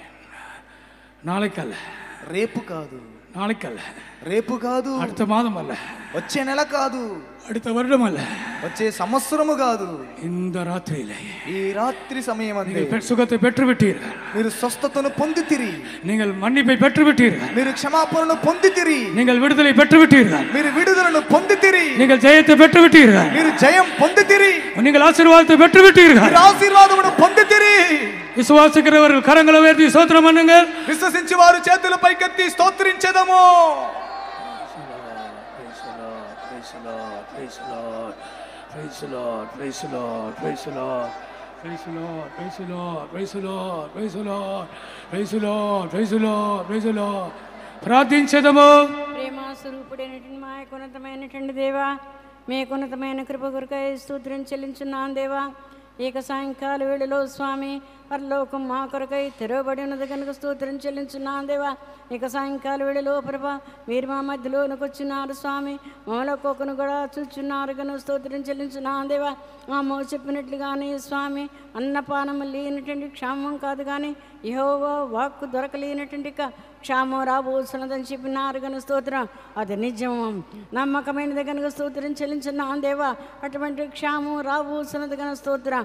అటువంటి క్షామంలో మేము తప్పించుకుని ఉన్నంటే ప్రభా ఈ యొక్క దినాల్లో మీ దేవుని బిడ్డలన్నింటిన వారందరూ కూడా మీరు నన్ను ఆశ్రయించమని దీవించి సాయం చేయమని నడుచున్నా, మీతో జీవించడం సాయం చేయమని నడుచున్నాను దేవా. అబ్రహాం యొక్క కాలంలో ప్రభా కరువు అనేది వచ్చినది కనుక స్తోత్రం చెల్లించున్నాను దేవా. అతడు కనాన్లో నుండి ఐగుప్తుకి వెళ్ళినాడని చెప్పడతా ఉంది కనుక స్తోత్రం. ఐగుప్తుకు వెళ్ళినందున స్వామి యేసు ఆగరినటువంటి స్వామి ఆయన దాసరాలకు దాసైన ప్రభా అతను ప్రేమించినాడు కనుక స్తోత్రం. అందువల్ల ఆగరు ఇష్మాయిల్ జన్మించున్నాడని చెప్పడతా ఉంది కనుక స్తోత్రం. అతడు దాసుడుగా ఉన్నాడని చెప్పడతా ఉంది కనుక స్తోత్రం. ఆ జీవితంలో అనేకమైనటువంటి దాసత్వంలో ఉన్నటువంటి కార్యములన్నీ కూడా మీరు విడిపించడానికి వచ్చినారు కనుక స్తోత్రం చెల్లించిన దేవా. అటువంటి కరువు అనేక విధమైనటువంటి శ్రమలు అబ్రహాం పొందినాడు కనుక స్తోత్రం. ఆ యొక్క దేశానికి వెళ్లకుండా ఉన్నట్లయితే అతడు కాపాడబడేవాడు కనుక స్తోత్రం. యేసువే ఆ యొక్క ఐగుప్తుకి వెళ్ళినందువల్ల అసలు ప్రభా చాలా కష్టపడి ఉన్నాడు కనుక స్తోత్రం చెల్లించిన దేవా. మేము ఐగుప్తుకి అనేది వెళ్ళకూడదు ప్రభా, అందులో నుండి మీరు మమ్మల్ని విడిపించి తీసుకుని వచ్చినారు కనుక స్తోత్రం. ప్రభా మీరు అబ్రహామును ప్రభా యేసు యోధముగా అనేక శోధనలోనికి నడిపించినారు కనుక స్తోత్రం దేవా. అనేక కార్యములకు ప్రభా మేము కూడా శోధనలో నుండి ప్రభా తప్పించబడికి మీరు సహాయం చేయమని నడుచిన లోకంలో నుండి ప్రభా పాపంలో నుండి ప్రభా దాసత్వంలో నుండి ప్రభా మీరు మనల్ని విడిపించి సాయం చేయమని నడుచున్న దాసురాలుగా ఉన్నటువంటి కార్యములన్నింటిని కూడా ప్రభా మీరే విడిపించి జయమని గ్రహించి సాయం చేయమని నడుచున్నా దేవా. అందుకొరకే ప్రభు అన్నింటినీ యేసు మా కొరకై సెలువులో మీరు మరణించినారు కనుక స్తోత్రం. విలువైనటువంటి రక్తం మీరు మా కొరకై కార్చినారు కనుక స్తోత్రం చెల్లించిన దేవా. ప్రక్కటెముకలో స్వామి ప్రభా బళ్ళెముతో పొడిచినప్పుడు ఆ రక్తం అనేది కారి ప్రభా మీరు మరణించినందువల్ల ప్రభా మీరు మాకు విడుదల ఇచ్చినారు. మా యొక్క పాపంలో నుండి మా యొక్క అక్రమంలో నుండి మా యొక్క న్యాయంలో నుండి దాసత్వంలో నుండి ప్రభా మీరు మమ్మల్ని విడిపించినారు కనుక స్తోత్రం. అబ్రహాము యొక్క సంతానంలో నుండి క్రీస్తు వచ్చినారు కనుక స్తోత్రం. ఇదే కృతమైన సంఘమైనటువంటి దైవ ఆలయంలోనికి మీరు మమ్మల్ని నడిపించినారు కనుక స్తోత్రం. ఏకదిన స్వామి మీరే ప్రభా సహాయం చేసినారు. దాసత్వ కార్యంలో నుండి అప్పుల్లో నుండి కష్టాల్లో నుండి వ్యాధుల్లో నుండి విడిపించటకు స్వామి మీ కృప అత్యధికంగా అవసరమైనది కనుక స్తోత్రం చెల్లించిన దేవ. ప్రార్థన అత్యధికంగా అవసరమైనది కనుక స్తోత్రం. మా జీవితంలో ఏక శక్తి కూడా మమ్మల్ని లోపరచలేదు ప్రభా. సమస్త శక్తుల్లో నుండి దేవుని యొక్క బిడ్డల్ని విడిపించినటువంటి సర్వశక్తి గల దేవుడిగా మాకున్నారు కనుక స్తోత్రం చెల్లించిన దేవ. ఇక సాయంకాలం వెళ్ళి అప్పుల బాధనటువంటి దాసత్వంలో నుండి ఒక్కొక్కరిని కూడా విడిపించి జయమని గ్రహించి సాయం చేయమని నడుస్తున్నా దేవ. గొర్రెపిల్ల యొక్క రక్తం ప్రభా గొర్రెపిల్ల యొక్క మాంసము ప్రభా నడుము కట్టుకొని చెప్పులు తొడుకొని త్వరితముగా వాటిని భుజించాలని చెప్పడుతా అంది ప్రభా. ఆ యొక్క మాంసం తినేటప్పుడు మా జీవితంలోనూ మా శరీరంలోనూ ఆరోగ్యము బలము సంతోషం దొరుకుతున్నది కనుక స్తోత్రం. ఆ యొక్క సాయంకాల వేళలో ఒక్కొక్కరు కూడా మీరు సాయం చేసినారు కనుక స్తోత్రం ప్రభా. ఏక శక్తి కూడా మమ్మల్ని ఏమి కూడా చేయలేదు కనుక స్తోత్రం. ప్రతి నిత్యం మీరు మనల్ని కాపాడండి, ఆశ్రయించండి, దీవించండి ప్రభా. యేసువే ఎల్లప్పుడు కూడా ఈ యొక్క వాక్యం ఒక్క హృదయంలో ఫలింపజేసి నూరెట్లుగా ఫలింపజేయండి, ఆశ్రయించి దీవించి మీ యొక్క మిమ్మల్ని రాకడికి సిద్ధపరచమని మా ప్రభు అయిన యేసు క్రీస్తు పేరిట వేడుకొనుచున్నాం స్వామి. స్తోత్రం స్తోత్రం స్తోత్రం స్తోత్రం స్తోత్రం స్తోత్రం స్తోత్రం. మన ప్రభు అయిన యేసుక్రీస్తుని యొక్క ప్రేమయు తండ్రి యొక్క మన ప్రభు అయిన యేసుక్రీస్తుని యొక్క ప్రేమయు తండ్రి యొక్క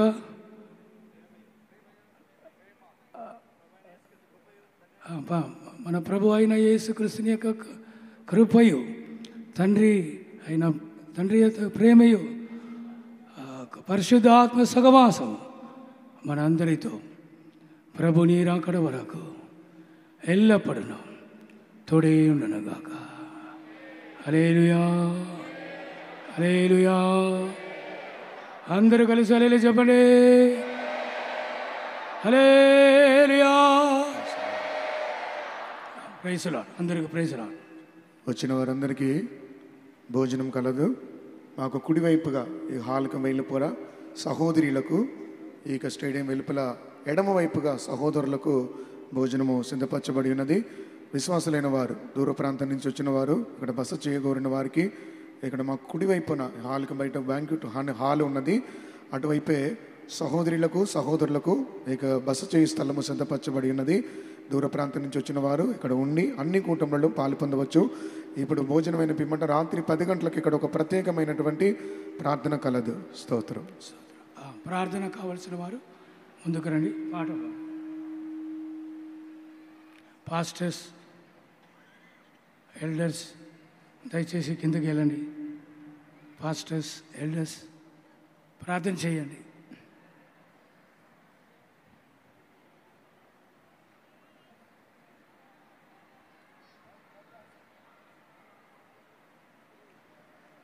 త్వరగా త్వరగా త్వరగా పాస్టర్స్ ఆలోచిస్తున్నారు. కల్వారిలో రారండి, యేసు చింత మన పాప శాప రోగం తీర్చ పాస్టర్స్ సిస్టర్స్ సైడ్ అండి. Pastors pastors sisters side. జ్ఞాన వైద్యునిగా బహు ప్రీతిగా శిల్వలో ఘోర వ్యాధులన్నీ తీర్చినుగా.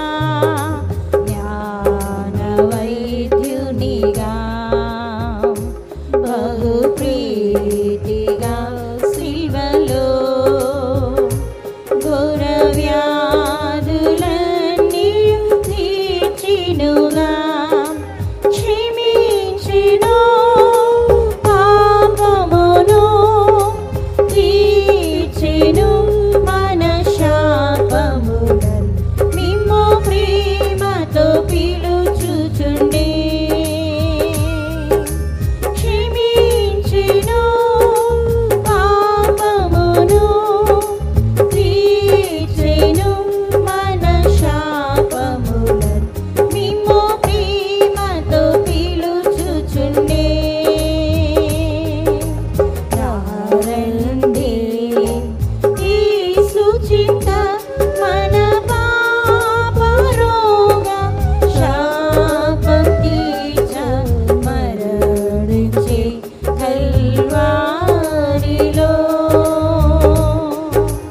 పాపం పెరిగినందు ఘోర వ్యాధులు పెరిగే.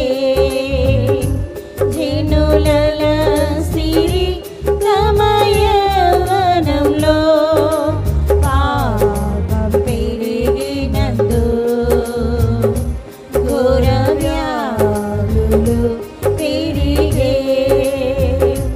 జనులల సిరి తమ యవ్వనంలో పాపము తొలగించి మన్నింపు మీరు పొందుటచే నిత్య మీరు ఆనందింతురు. పాపము తొలగించి మన్నింపు మీరు పొందుటచే నిత్య మీరు ఆనందింతురు. రారండి, యేసు చింత మన పాప శాప రోగం తీర్చ మరణించే కల్వారిలో. రారండి, యేసు చింత మన పాప శాప రోగం తీర్చ మరణించే కల్వారిలో.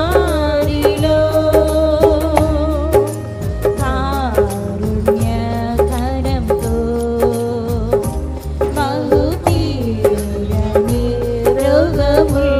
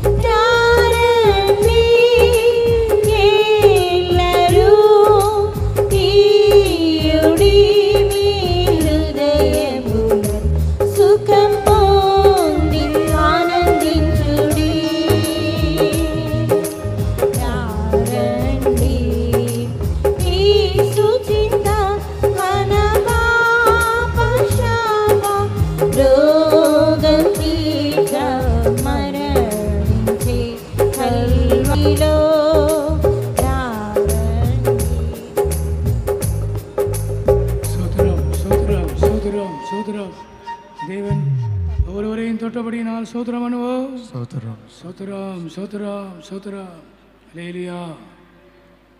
ఎవరైనా బైక్ కీస్ పోగొట్టుకున్నట్లయితే స్టేజ్ దగ్గరికి రండి. బైక్ కీస్ పోగొట్టుకున్నట్లయితే స్టేజ్ దగ్గరకు వచ్చి తీసుకురండి. సేవకులందరికీ భోజనం ఇక్కడే హాల్కు సహోదరుల వైపు, sisters side sisters, brothers side బ్రదర్స్కి ఇక్కడే, సేవకులకు ఆహారం ఇక్కడే కలదు. స్తోత్రం.